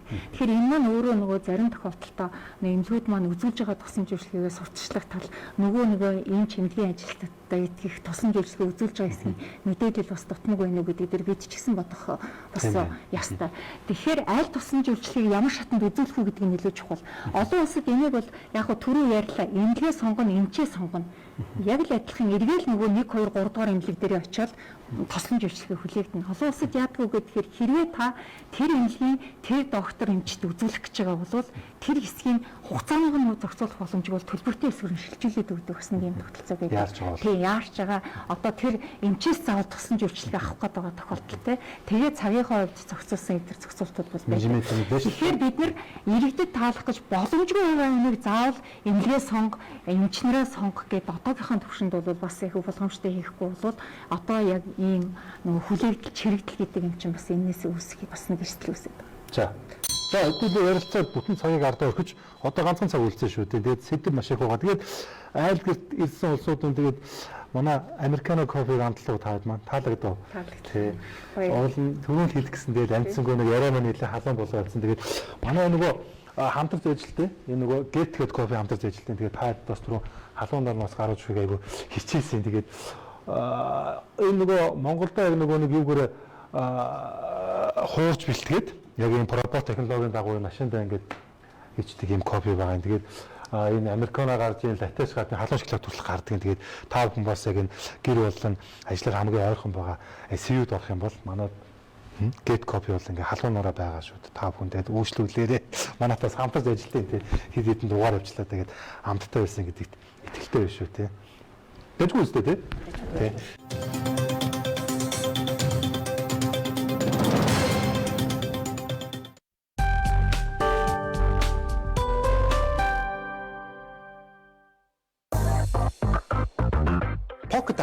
ирээдүгэ бүтээ.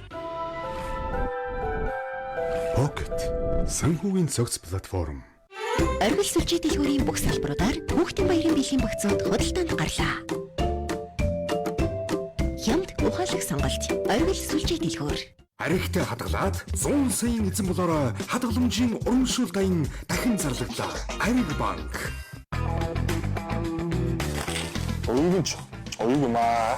Жинхэнэ Монгол салаад газар шим. Канадын алдарт Jameson брэнд омега 3 100 жилийн түүхтэй өндөр тунтай хэрэгсний дараа загасны амтгүй. Хариултаа хадгалын үйлчилгээгээр хүүхдийн хадгаламждаа цуглуулсан 25,000 төгрөгөө 50,000 болгож аваарай. Худалдаан хөгжлийн банк. Дархлаагаас сэргийх цаг боллоо. L-Casei Монголын анхны амьд ашигтай бактеритай сүм ундаа. Бүх юмны үн өсөж байна. Үнийн өсөлтийн эсрэг үндэсний үйлдвэрлэгч Багро брэнд зогсож байна. Категори бүртээ хамгийн доод үнийг тогтоолоо. Та харьцуулаад үзээрэй. Багро. Дөрөв бүлчирхайн томрлын улмаас давсаг дээрх даралт нэмэгдэж, шээсний гарцын хэвийн үйл ажиллагааг саатуулдаг. Боростомол ууно дөрөв бүлчирхайн томрлыг саатуулж, шээсний зөөрийг багасгана. Боростомол ууно эрчүүдийн асуудал, эрчүүдийн бэлтгэл. Альтан голд шоколадны гайхамшигтай амтны үүсгэх эерэг давлгаа. Заавал эргэн ирдэг. Альтан голд шоколадны гайхамшигтай амт эерэг бүхнээ хуваалцаарай.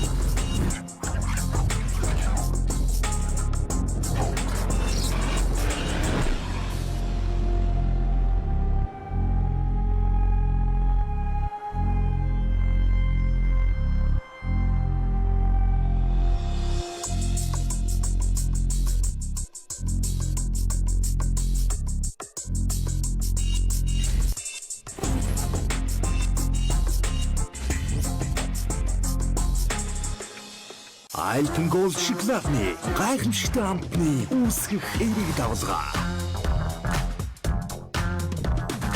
Заавал эргэн ирдэг. Альтан голд шоколадны гайхамшигтай амт эерэг бүхнээ хуваалцаарай. Хэрвээ та өөртөө хайртай бол, хэрвээ та гэр бүлдээ хайртай бол, эргэлзэлгүй цуноо Япон будааны досыг сонго. Цуноо гэр бүл болон өөрөөсөө битгий харвал. Дархлаагаас сэргийх цаг боллоо. L-Casei Монголын анхны амьд ашигтай бактеритай сүм ундаа.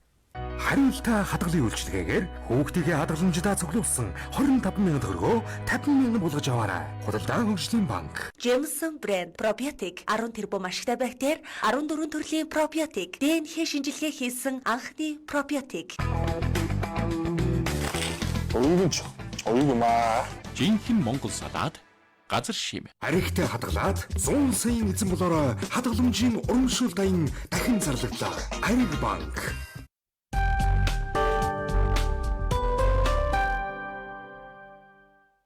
Найзууд одоо ингэн одоо хэдүүл ерөнхийдөө нэг гал асуудал руу орсон шүү. За одоо жоо зөвсөлтөг тал руу орж шүү. За тэр юу гэхээр за Монгол улсын иргэн базар бүрийн бадамцэг одоо сууж байгаа. За бадамцэг одоо маш богино хугацаанд яг хүүхд чи яг юу тохиолдсон маш богино хугацаанд ярина.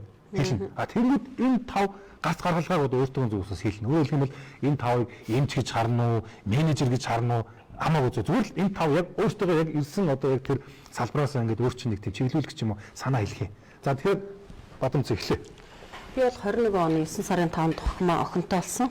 За би бол одоо яг коронавигийн сүүл үе байсан. Эмнэлгээс коронавиц. Миний хүүхэд бол тийм гажигтай хүүхэд байгаагүй. Би хүндрээгүй зүгээр коронавигоос болоод амьсгаа давхцаад ахтал хийсвэр хахалгаараа миний хүүхэд авсан. Хүүхэд гарсан хүүхдийн толгойг одоо юу гэдгийг одоо ингээл бүхэл дараагийн шинжилгээг үзсэн хүүхд ирүүлсэн. Би коронавигийн эмнэлэг хоногийн дараа шилжсэн.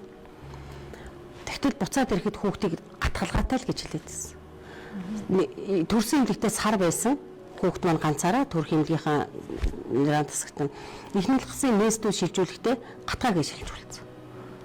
Хүүхдийн маань онш тавигдаагүй. Гатгаатай байх гэсэн нэг л өдөр дахиад тархины зулаа явах харна гэсэн тарих өгчөж гэнэ гэж хэлсэн. Яг тэрнээс эхлээл би гадаад улсууд руу бичгнүүдийг явуулж гисэн. Миний хүүхд яг явнаас болсон бэ. Хоёр дахьчаар тарих өгөөд байна гэдгийг хэлээд байхад нь бидний визний асуудлаас болоо бид нар Солонгос явж чадаагүй, Америк явж чадаагүйсэн. Тэгээд хүүхдээ би 8 настайд нь 8 сартайд нь өөрөө онгоц тоноглоод ниссэн. Монгол улс нисгэж болохгүй гэсэн. Өнөөдөр миний хүүхд 3-аас 4 сар хүрсэн. Миний хүүхдийн саажилт байхгүй. Зөвхөн одоо 5 юм ууж. Тэр Монгол улсад 3 юм байна. 2 юм байхгүй. Би өнөөдөр татвар төлөгч байсан уу байсан. Эрүүл мэндийн даатгал төлжөөсөн үү төлжөөсөн. Ерөөсө тусламжаа авч чаддаггүй. Би юугаар юу хэлэх гээд байгаа юм бэ гэхээр та нар бол ингээд юу гэдэг юм бид нар бүгдээ адил арьсан хамгаална. Би ч арьсан хамгаална тийм ээ. Очоод миний хүүхд ургийн гажиг байсан уу? Ургийн гажиг биш байсан. Хоёр төгчөөр гэсэн. Ямар нэгэн тохиолдолд би юмч байсан ч юм уу би юу хардаг байсан бол өнөөдөр хүүхдээ би гажиг тодорхойлж байгаа байсан. Өөрөө хүндэрж байгаа. Би итгэл эрүүл мэндийн салбарт итгэл тэр эмнэлэгтээ очсон. Үүргээ биелүүлээд үүргээ эрхэн хэдлээс ихсэн бол үүргээ биелүүлээ би баалсны хүүхд маань би нүвтгэд би тэр эмчлэх хэвээр. Энд дэр хизээс тусламж дэмжлэг байдгүй. Бид нар зээл хууль байдгүй.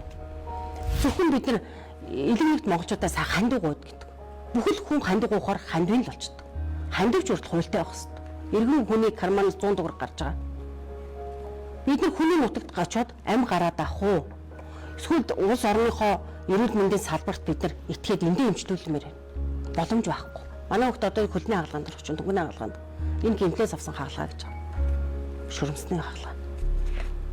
Ямар ч боломж авах. Би удаа дараа одоо өчигдөрлөхэд ордон дотор би мөнгө сайхан сайтаа уулзсан. Инкол сайдын үед манай хүүхд гарсан. Инкол сайд байсан. Инкол сайдыг би ерхий сайдын ажлын албатай явах. Яг хүүхдээ үрдүр навж тавиад харуулсан. Энэ хүүхд аптекийн өгцөн биш. Бүр тийм хүүхд биш байсан байна.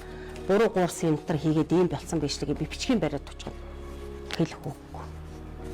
Ийм байхад бид нэр эрүүл мэндийн салбартаа ч юм уу даатгалын юундаа бид нэр итгэх юм уу? Төрөх явцад миний цусны дах сахарын хэмжээ жоох их байсан гэж байгаа. Тэрийг эдгээр өөрсдөө шинжилгээ аваад үзэх хэрэгтэй байсан.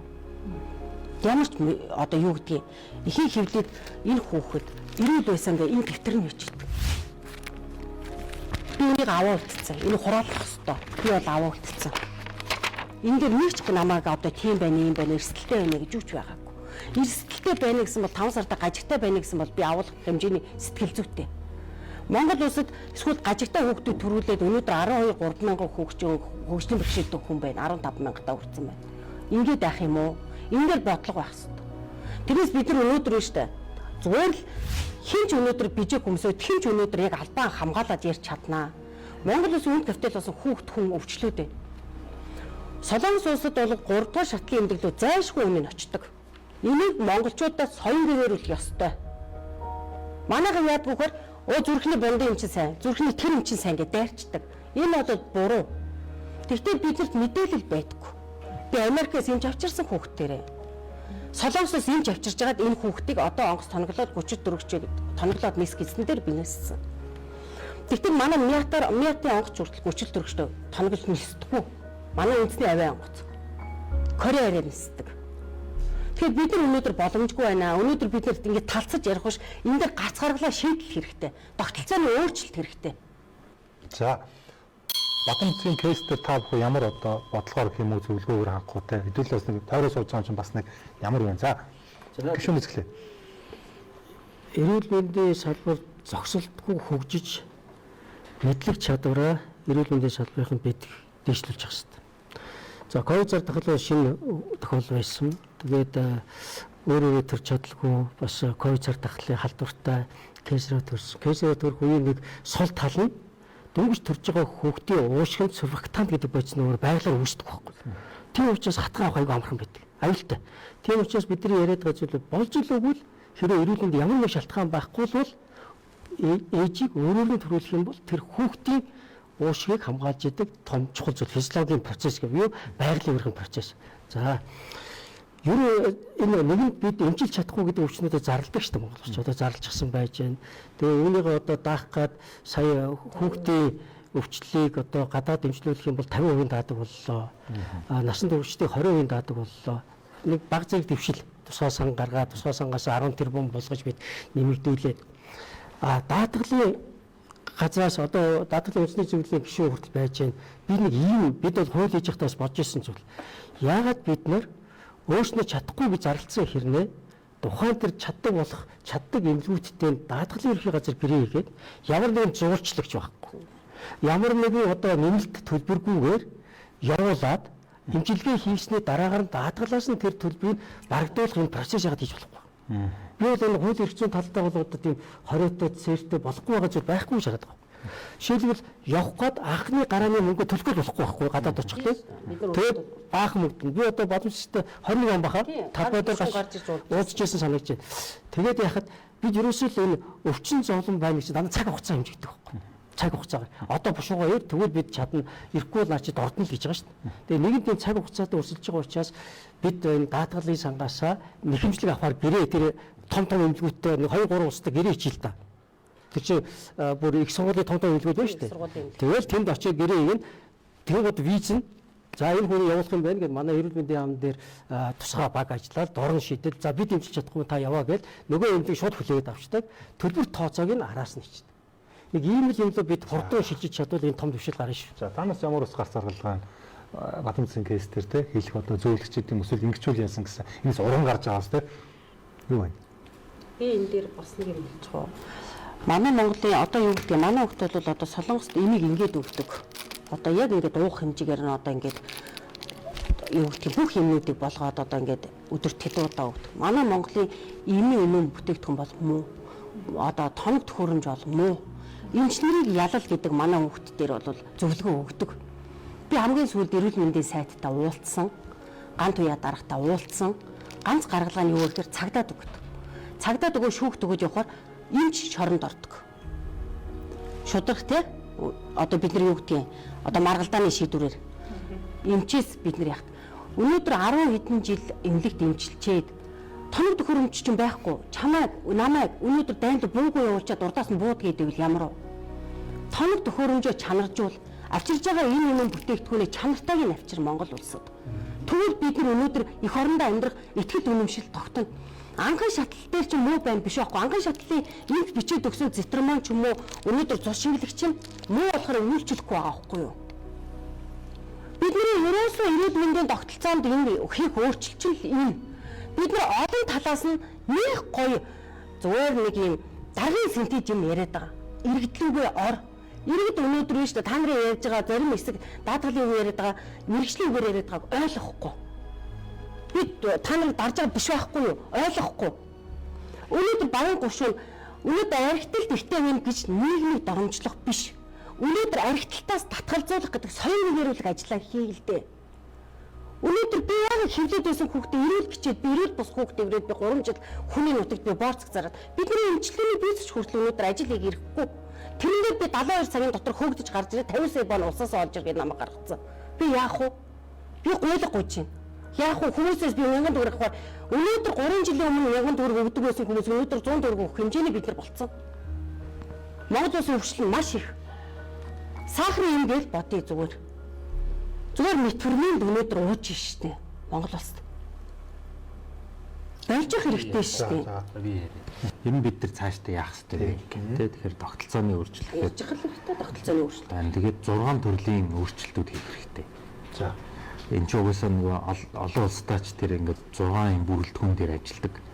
Тэгэхээр нэгдүгürt бол бид бүхэн энэ ялчуу гадагшаа эмчилгээнд дээр түрүү ярьлаа шүү дээ. 225 тэрбум төгрөг яг төлбөрийн баланс дээр бүртгэгдсэнээр байна. Тэ? Тэр энэ яваад байгаа суурь шалтгаанууд дээр ажиллаад тэгээд миний ойлгосноор эрүүл мэндийн яам дээр ийм нэгж байгуулж байгаа юм билээ. Тэгээд гол явдаг 3 улс байгаа юм билээ манаас тэр. Тэгдүгээрт нь Солонгос, тэгээд сүүл Турк орж ирсэн. За тэгээд энтхэг байгаа. Тэ? Тэгээд энэ 3 улс дээр болохоор нэгж байгуулад ийм 100 чи асуудлууд ярьж байна. За хоёрдугаарт яг даатгалаа санхүүжүүлэх үгүй гэдэг дээр аягүй сайн бодох хэрэгтэй. Аягүй олон улс төр ийм кейсүүд байдаг. Тэгэхээр эргээгээд нөгөө талдаа даатгалын санхүүжилт чинь нэг талдаа эрүүл мэндийн салбарын нэг хөрөнгө оруулалт гэдэг. Тэгэхээр урт хугацаанд бид иргэдээ бүгдийг гадагшаа явуулдаг механизм руу оруулах уу?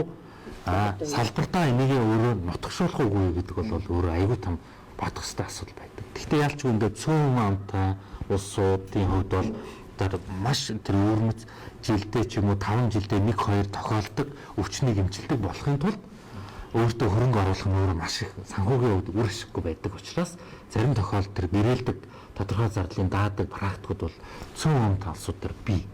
Эсвэргээрээ бид нар өөрсдөө хөрөнгө оруулаа эмчилчих боломжтой юм байвал тийшээ зайлшгүй бэлдэх, багуудаа бэлдэх, нэгжүүдэд байгуулах хэрэгтэй тийм. За хоёрдугаар асуудал нь ялчгүй тэр юу? Энэ хангамжийн систем өөрөө чухал байдаг. За мэдээж энэний цаана маш сайн зохион байгуулалт хэрэгтэй. Зохицуулт тийм. Одоо энэ дээр бол би бол харьцангуй улсын их хурал засгийн газар бол сүүлийн жилүүд төр бол үнэхээр бол сайн ажиллаж байна. Тэгээ одоо энийг яг боддоор хэрэгжүүлэх хэрэгтэй болов гэж бодож байна. Тэгээ яалчгүй одоо энэ савладаг систем чанарын хангамжийн энэ системүүдийн хүртэл бид нар сайжруулах шаардлага байгаа байхгүй.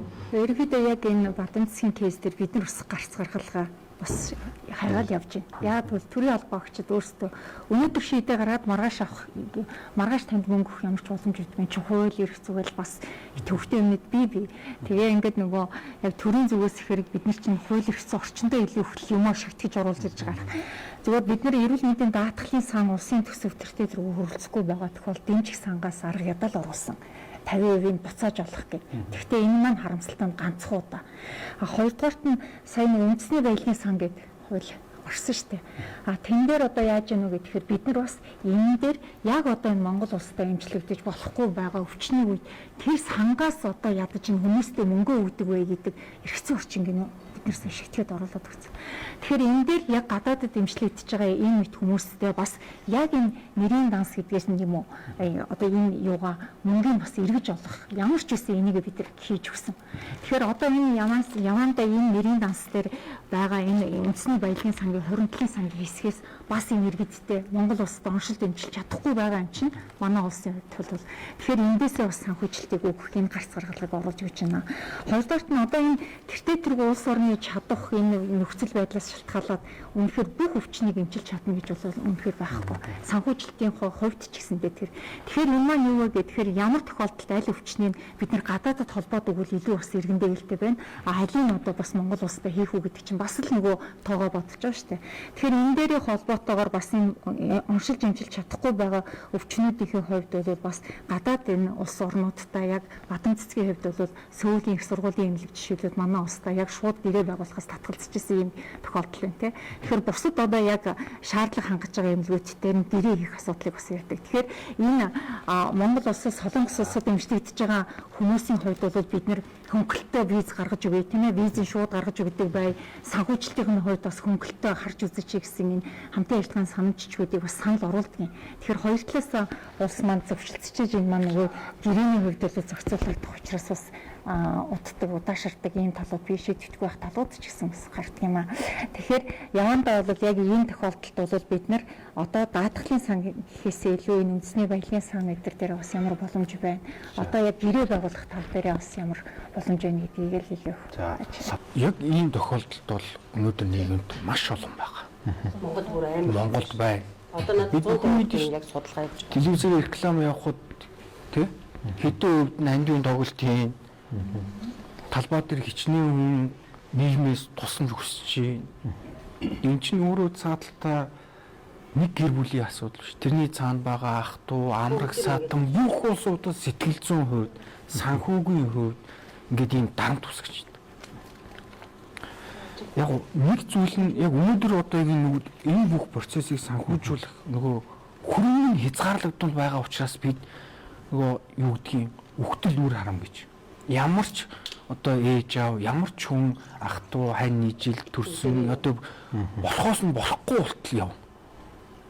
Яг энэ тохиолдолд одоо түрүүн би хэлсэн түрүүн дээр ялангуяа төсвийн үр ашиггүй зардлуудыг хөрөнгө оруулалтуудад энэ эрүүл мэндийн салбар руу хийгээч. Төсвийг тавьж өгөөч. Энэ механизм нь даатгуулагчид маш энгийн ойлгомжтой. Манай улс аль одоо мэдээж эрдэнэ яамнаас зарлж байгаа шүү дээ. Энэ нөхцлүүдийг бид нар Монгол улсад дэмжих боломжгүй. Тийм учраас одоо эрдэнэ дэмжих сангаас ийм хөнгөлтүүдийг өгнө. Тэр мэдээлэл нь бүх хүнд ойлгомжтой байдаг. Тэр нь даатгуулагчид тийм хүндрэлтэй биш. Маш энгийн механизмтэй. Тэгээд одоо маш олон одоо энэ баялагын сангуудын асуудлууд ярьж байна. Энэ үед бид нэг ч гэсэн Монгол иргэн, нэг ч гэсэн Монгол хүний амь насыг хамгаалж авч үлдэхийн тулд тэр гэр бүлийг амьдралын чанарыг алдагдуулахгүй тулд яг юм бодиттой хөрөнгө оруулалтуудыг хийх энэ эрх зүйн орчныг хамгийн түрүүнд бий болгосон. Би нэрээ зүгээр би амар хүн мөрдөг байхгүй юу? Өмөрөх ёстой. Би яагаад тэгэхээр эмэгтэй хүн. Би 11 настай гээд эхнэлхсаас гарчаад би өөрөө хүн болоод өнөөдөр яваад хүүхд гаргаад ингээд амьдрал баялаг байна гэдгийг үзсэн болохоор би ард түмэндээ хайртай байхгүй. Би нэг хүүхд явж исэн ч гэсэн би карман чихэр байвал авч өгдөг. Миний хөөрхөн байна да, мундаг байна да, сайн хүн болоорой гэж өрөөдгий. Тэгэхгүй нийгэмдээ одоо дэндүү харгас болж би нүгээр юу идгээд байгаа хэрэг би өнөөдөр сошиалыг үзээд би үндэ бачирж би ухмаар ч юм яагаад тэгэхээр үхийхэд миний хүүхдүүдийг явж үлдэх юм нийгэм дээр тэмцэлтэй онож явж байгаа.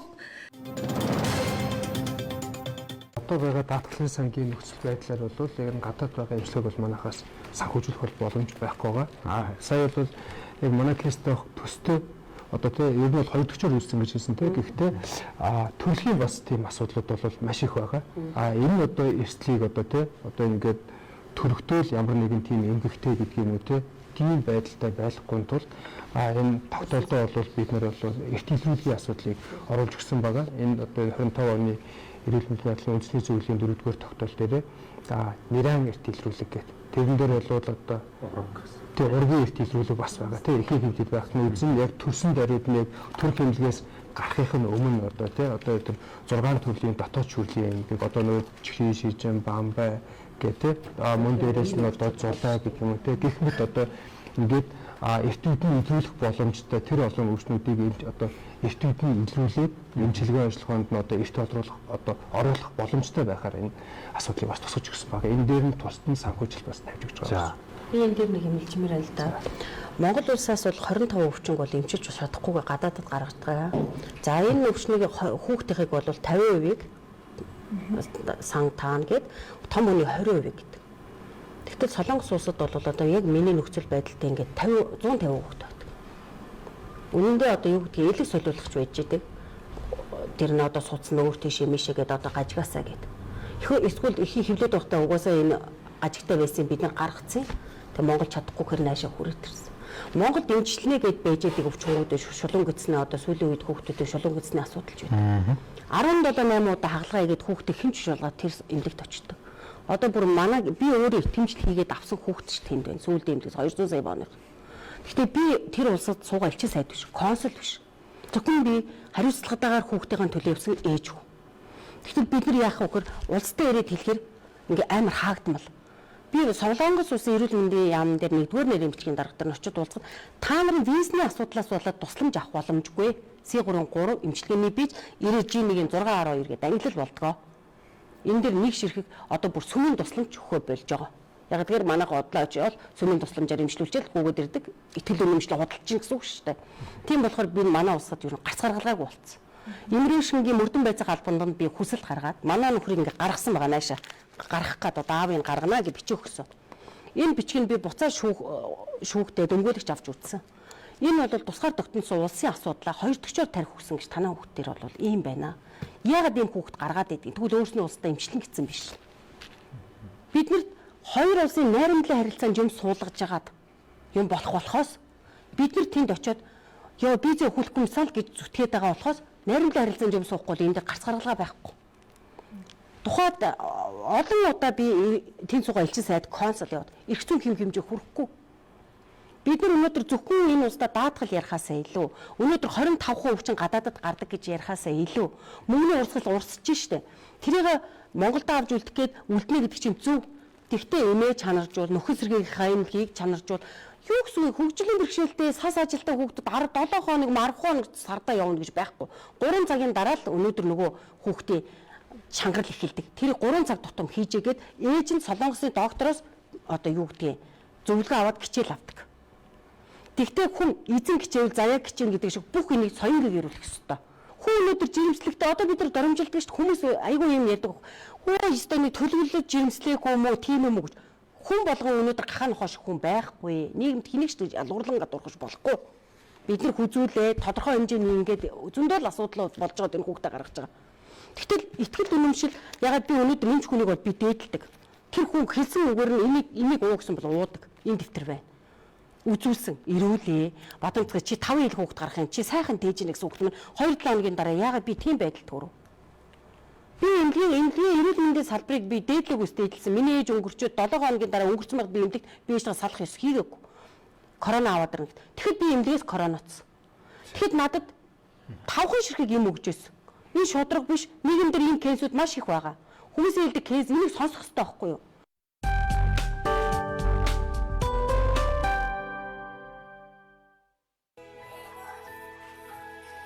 Pocket App ирээдүгээ бүтээн.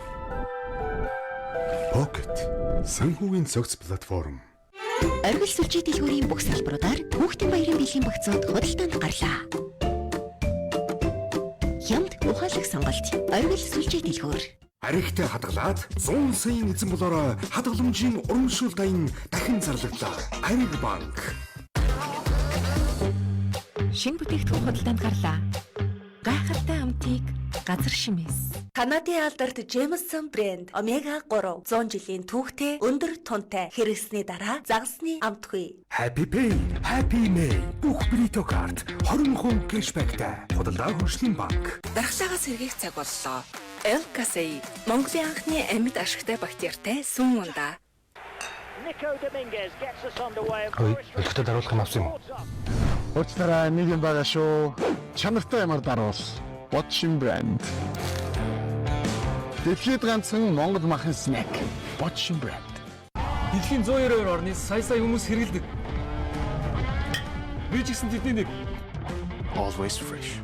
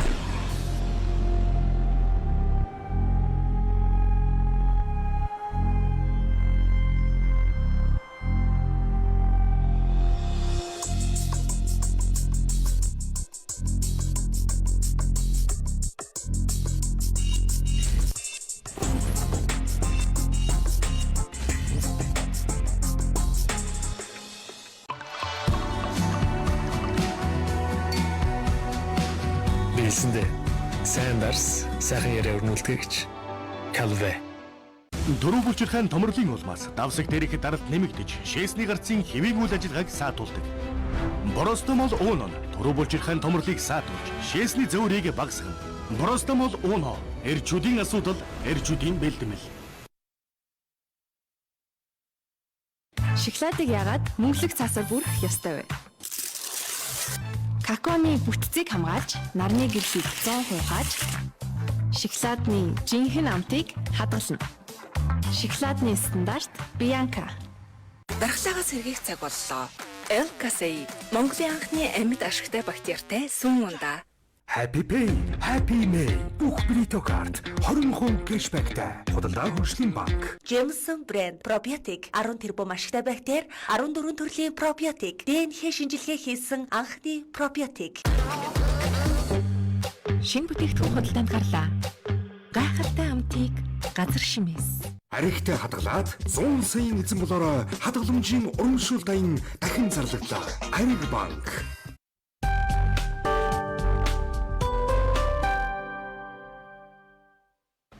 Түрүү нөгөө нэг хилцүүлээ эхэлж яхад нэг ярьсан те энэ эрүүл мэндийн даатгалын сангийн мөнгийг нэр бүхий банкудад байршуулж ирсэн те их гашуун туршлага боллоо л доо. Капитал банк, Чингис хаан банк, үндэсний хөрөнгө оруулалтын банк гэл те.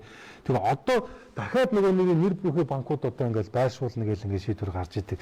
20 онд бид одоо энэ даатгалын эрүүл мэндийн даатгалын хуулинд өөрчлөлт оруулахдаа арилжааны банкнд тавьж алдах тэр гаргалыг хаасан. Хуулиар хаасан. Өмнөх юу би хэллээ шүү дээ. Өмнө байхдаа эхлээд нийгмийн даатгалын сандтай эрүүл мэндийн даатгалын сан хоёр нэг дор байсан. За дараа нь 2016 онд тусдаа болгоод том дэвшил гарсан. Даатгалын сан даатгал, эрүүл мэндийн даатгал нь эрүүл мэндэ, нийгмийн даатгал нь нийгминдэ. За үүний дараагаар одоо нөгөө бага хэмнээд мөнгөө банкнд байршуулж хүлдэг байсан үжил санаа нь өөрөө буруу байхгүй юу? Эрүүл мэндийн даатгалын сан чинь өөрөө эрсдлийн сан. Нийгмийн даатгал хоригдлын сан. Тэ? Энэ хоёр шал өөр хоёр зорилготой. За ингээд эрүүл мэндийн даатгалын сангаа аль болох одоо зарцуулаарай. Өвдсөн зовсон хүн болгондоо энэ мөнгнөөс гаргаарай гэдэг юм үжил санаараа хийгээд дээрэс нь бид одоо хувийн хвшлийн арилжааны банкуд тавих эрхийг хаацсан.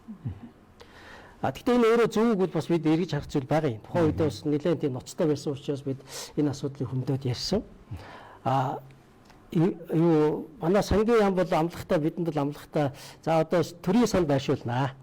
Төрийн санд байршуулахдаа бид одоо арилжааны банкнд байршуулж байгаа мэтээр хүүгийн тооцоож эрүүл мэндийн салбарын хөрөнгө оруулалтыг банк дэмжиж жил болгон дэмжинэ гэж ярьсан. За яг энэ хэрэгжиж байгаа гэдэг бид эргэлзэж байгаа шүү. Эргэлзэж байгаа. Зөвхөн дэвшил гарсан нь одоо эрсдлээ ямар ч гэсэн арилжааны банкнд тавиад алддаг, дампуурдаг байдал бол байхгүй.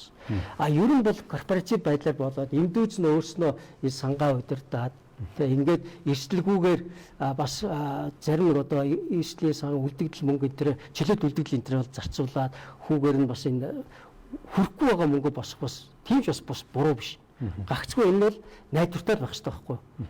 Найдвартай байх хэрэгтэй. Хүн тэнд өвдөд байхад үгүй бид одоо хөрөнгөө ихсэж байна. Тийм учраас мөнгө өгөхгүй. Яагаад өгөхлөөр одоо банкнд тавьцаа тий сангаа авчулж ингэдэг ойлголт биш. Эн чинь одоо Монгол хүний амнаас эрүүл мэнд тусламж үсэг авахд тэр эрсдлээ бүгдээрээ яах нь хуваалцах ёстой шүү. Цаг алдалгүй шүргэн шуурхай. Мэдээж энэ сангийн хөрөнгө чинь тодорхой банкар дамжиж гүйлгээ хийгдэж байт юм. Тэгээс чөлөөт үлдэгдэлгээд нь одоо юу гэдэг нь хэдэн тэрбум төгрөг хадгалчаал тэрнээс нь жил болгон хүлээд байгаа ч юм байхгүй. Зөвхөн үйл ажиллагааны одоо нөгөө харилцагын үйл ажиллагаатай холбоотой өнгөрсөн 2024 онд би буруу санаагүй 106 орчим сая төгрөгийн орлого бол сан дээр бол нэмэгдэжсэн. Энэ маань үйл ажиллагаар нь харилцаагаар дамжиж. Тэрнээс энэнгүүд нөгөө хүмүүс одоо эдгээр чинь дахиад яах нь тэнд аваачаад нэг баахан мөнгө хадгалаад тэндээсээ хүү болоод ийм ойлголтол ерөөсөө нийгэм байж болохгүй нэг. Хоёрдугаарт энэ таны дөрөвний хэлдэг одоо энэ капитал банктай холбоотой асуудал, Чингис хаан банктай холбоотой асуудал. Энэ бол одоо нөгөө нийгмийн даатгалаас эрүүл мэндийн даатгал салхтай холбоотойгоор нийгмийн даатгалд багтаа харин эрүүл мэндийн даатгал чи хамгийн их хөрөнгөлтэй, хамгийн сайн нөгөө хөрөнгөлт талаас бол сайн гэж ярьдаг гэсэн нь өнөөдөр яг эсэргээрээ Монгол үнийхээ эрүүл мэндэд нөгөө тусламж үйлчлэгүүдэд зарцуулаад эрсдэл сүрсэн сан болоод эхлэнгүүд арай нөгөө хөрөнгөлийн сандлаас нарах нь шал өөр үдээр харагдана. Яг тэндээс дагаж ирсэн энэ одоо үр авлахын асуудал бол байгаа. За мэдээж энэ 2024 онд бол энэ авлагыг барагдуулахтай холбоотой ажлын хэсэг гараад эрүүл мэндийн даатгалын үндэсний зөвлөлөөр сонсголуудыг хийгээд ингээд явж байгаа. Зөвхөн нэг зүйлийг би бас нэмж хэлмээр санагдаад байна. Өнөөдөр ажиллаж байгаа эрүүл мэндийн даатгалын үндэсний зөвлөл бол 2023 оны 4-р сарын 21-ний өдөр Улсын их хурлын нэгдсэн чуулганаас ингээд одоо холбогдох хууль тогтоомжийн хүрээнд одоо хилцэгдээд сонгогдсон ийм үндэсний зөвлөл байгаа. Одоо бид нэг 2 жил орчим яг ажиллах гэж байна. За өнгөрсөн хугацаанд мэдээж одоо өнгөрсөн хугацааны сайн зүйлүүд байна, муу зүйлээ сайжруулах гэл ингээл олон чиглэлээр үйл ажиллагаа явуулж байгаа. Ингээд нийгэм дээр яадаг нэг асуудал байгууд эмдүүц эрүүл мэндийн даатгалын үндэсний зөвлөгөө тэнд нэг одоо 9 одоо атгаалжийн 10 толгойтой мангас шиг л одоо тий бүх юм хаадаг боодог ийм зүйл биш. Бид бол энэ хөршлийн хугацаанд жишээлбэл одоо процессын шинжтэй шинжилтийн асуудлуудыг ч гэсэн ярьж байгаа. Өнгөрсөн хугацаанд бид техникээр отоолж чадсан. хуулийн байсан. Өнгөрсөн хугацаанд огт байгаагүй. Энэ эндүүзээс гарч байгаа шийдвэрүүд техникийн хороогоор хилцдэг. Сая ялангуяа 25 оны одоо хуулийн 9-1-тэй холбоотой гарч ирсэн 3 дугаар тогтоолын асуудлыг бид нэр техникийн хороогоор оруулдаг болж байгаа анх удаа. Эрүүл мэндийн даатгалын үндэсний зөвлөлийн гишүүд аймагуудад ажиллаж өнгөрсөн одоо зөвхөн 2024 онд бид 46 эрүүл мэндийн төсвийн үйлчлэгээ үзүүлж байгаа байгууллагуудаар 1000 гаруй ажилтнуудтай уулзч, даатгуулагчтайгаа уулзч. Одоо нэг гол чухал зүйл байна. Энийг би багтаахгүй бол бас энэ хүмүүс бас их асуудаг. Түрүү яс хэдүүлээд аливаа даатгал бол албан журам болон сайн дурын гэх тээ. Эрүүл мэндийн даатгал дээр хувийн одоо сангуудыг ер нь компаниудыг ер нь дэмжих тал дээр нь ямар байдгийг бол та яг зүгээр уулс ингээд албан журамаараа ингээд даатгалаар ингээд авчин тийм үү. Гэтэ бас хүн чинь бас ингээд бөө баримт бас байх хэрэгтэй тийм юус тохиолдож болно. Өөрөөр хэлэх юм бол гэтэ бас хувийн хилтэй бас ингээд итгээд аж ахуйн нэгжүүд нь ч бас ингээд байвал ингээд өрсөлдөөн гараад энэ салбар чинь өөрөө их сонирхолтой болоод ирэх юм болсон бас хүлээлт байна л да. Олон улсад ийм 3 санхүүжилтийн загвар байгаа. Нэгдүгээрт нь татвараас ерөнхийдөө голын санхүүжилдэг улсууд одоо энэ Английн системийн улсууд болж байгаа. Англи одоо Дани, Норвег, одоо Австрали гэдэг. Скандинав улс. Нөгөө нэг модель нь болохоор энэ Германы загвар гэж байгаа. Одоо Bismarck гэдэг. Тэр нь болохоор энэ албан журмын даатгалын тогтолцоор суурилсан одоо Япон, Герман, Солонгос, Тайван маш олон Европ улсууд заавал төлөх хэрэгтэй тийм. Заавал төлдөг. Тэгээд гурав дахь нь болохоор хувийн даатгалын тогтолцоо гэж байгаа. За тэгээд ер нь бол нэг одоо Америк байна жишээлбэл нэг ингийн жишээ Канада байна гэдэг юм. Тэгвэл эдгээр улсуудын болохоор хувьд бол тийм сайн жишээнд ордоггүй. Одоо та дөрөвнөөс яран дээр Америк яриад. Америк бол өөрөө хамгийн үр ашиггүй систем. Тэгэхээр хамгийн оновчтой сайн яваад байгаа систем нь ерөөсөө татвар суурилсан загвар болон энэ Германы Bismarck одоо шимтгэ албан журам шимтгэ суурилсан загвар гэж байгаа. Тэгэхээр яг энэ загваруудын хувьд болохоор энэ эв санааны зарчим өөрөө үйлчилж гин гэдэг бол эрсдэл даах чадамж нь маш өндөр байдаг. Одоо бид нар чинь тэгээ 3 саяулаараа шимтгэлээ төлчөөд өвдөж байгаа хүмүүсийн эрсдлийг хаах зүгээр тодорхой хязгаарлалын бол дүн төлчөөд тэр хэрэгцээндээ даах хоёр чинь хоёр өөр шүү дээ эрсдэл авцарчим тий. Тэгээд одоо маш өндөр хүн дээр өвдөх үед нөгөө хувийн даатгалууд хязгаарын таацтай. Тэгээд тэн дээр хүрч чадахгүй учраас энэ нөхөн амаахаа эрүүл мэндийг хамгаалах санхүү эрсдэл авах гэх юм муу гүйцэтгэдэг гэдэг. Гэхдээ зүгээр опшн бол байж болж байгаа. Өөрөөр хэлбэл тэрийг ихэнх улсууд дээр яаж юм гэхээр албан журмаа төлчөөд хүсвэл нэмж авч болно гэдэг ийм сонголтууд байна. Жишээл хамгийн энгийн жишээ гэвэл одоо Солонгос гэж байна. Солонгос бол яадаг вэ гэхээр одоо нэмээд хувийн даатгал авч болно. Авсан даатгал нь юуг нь дааж ийнэ гэхээр эмнэлэгт очих үед хамтын төлбөрийн дааж юм. Дээр нь VIP үйлчилгээнүүд дааж юм. Дээр нь үндсэн даатгалын багцад ороогүй үйлчилгээнүүдийг даадаг. Манай улсын даатгалын хуулийн дээр бол тийм зохицуулт нь байна. Улсын даатгал, хувийн даатгал хоёр давхардахгүй шүү. Зүгээр аль нэгэндээ ороогүй үйлчилгээ ингээд дэмжээ дааж болно гэдэг. Хэрвээ хооронд нь өрсөлдөгч гэдгээр харах юм бол эргээд нэг улсын даатгал чинь норно. Яагаад тэгэхээр харьцангуй орлого ихтэй ажил ихтэй хүмүүс нь нөгөө эрсдэл багтаа учраас хувийн даатгалыг сонгочихно. Эсрэг нь эцсийн дүндээ нөгөө нэг ажил хийж байгаа хүмүүсийн чинь хүүхдүүд нь өвдөх, аав ээж нь өвдөх үед хэн тэрний эрүүл мэндийн үйлчлэгийг даах вэ гэдэг асуудал. Тэгэхээр хувийн даатгал учраас илүү үйлчлэгийг даах гэдэг шүү дээ. Тухайлх юм бол одоо манад үйлчилж байгаа хувийн даатгалын тогтолцоо нэг алдаа нь хувь хүнд нь даатгуулсны төлөө мөнгө нөгөөд эмнэлэг нь тэр давуу талыг нэмэлт даатгал байгаагаасаа хамаараа төлбөртөө өөрөө ч гэдэг юм эмчээ сонгогч гэдэг юм уу тэр санхүүжилтанд тухайн эмнэлэгтээ ямар нэгэн ач холбогдол өгөхгүй байна.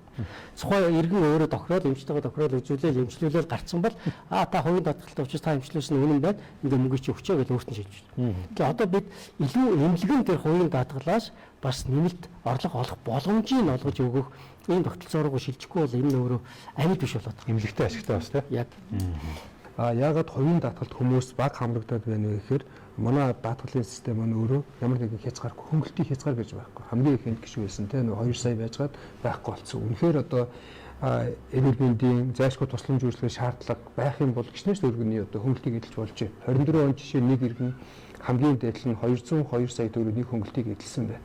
Ийм нөхцөлд бол яг энэ одоо иргэд бол тэр хувийн даатгалд одоо заавал даатгуулаад байх шаардлагагүй байна. Одоо яг хувийн даатгалд ямар газрууд байна гэхээр ихэвчлэн уул уурхай юм уу том корпорац компаниуд л байна. Манад байгаа нэг гол дутагдал юу вэ гэхээр жишээлбэл би ч гэсэн хувийн даатгал даатгуулж үзсэн. Тэр тохиолдолд яаж ийм нөхөр нэгдүгээр хязгаар тавьдаг. гишүүн хэлсэн шиг. Хоёрдугаарт ямар нэгэн эрсдэл учрахаар дараагийн жилээс нь эхлээд жишээлбэл би хавдрын одоо урчин сэргийлэх даатгалж явж идэл та одоо жишээлбэл ямар нэгэн байдлаар вирусын алтар авсан байна дараагийн таныг даатгах боломжгүй гэл одоо шууд цуцалж байгаа жишээ тий. Тэгэхээр энэ маань өөрөө нөгөө яг хамгаалалт болж чадахгүй юу гэдэг концепцийг ерөөсөө юу хийж чадахгүй хангаж чадахгүй. Тэгэхээр нэгэнт эрүүл мэндийн даатгал дээр хэрвээ бид нар байх юм бол яг түрүүний хэлсэн шигээр аль тусан зөвчлөгийн даатгалын одоо санхүүжилтийг нэмэлтээр санхүүжүүлэх үү гэдэг дээр хоёрын даатгалд өгөөд ингээ өрсөлдүүлэх нь өөрөө нийгэм твшил сайдлыг бий болгох нэг юм хэцүү талыг бий болгочдөг бас. Би бол одоо суугаар мөн солонгос улс тий.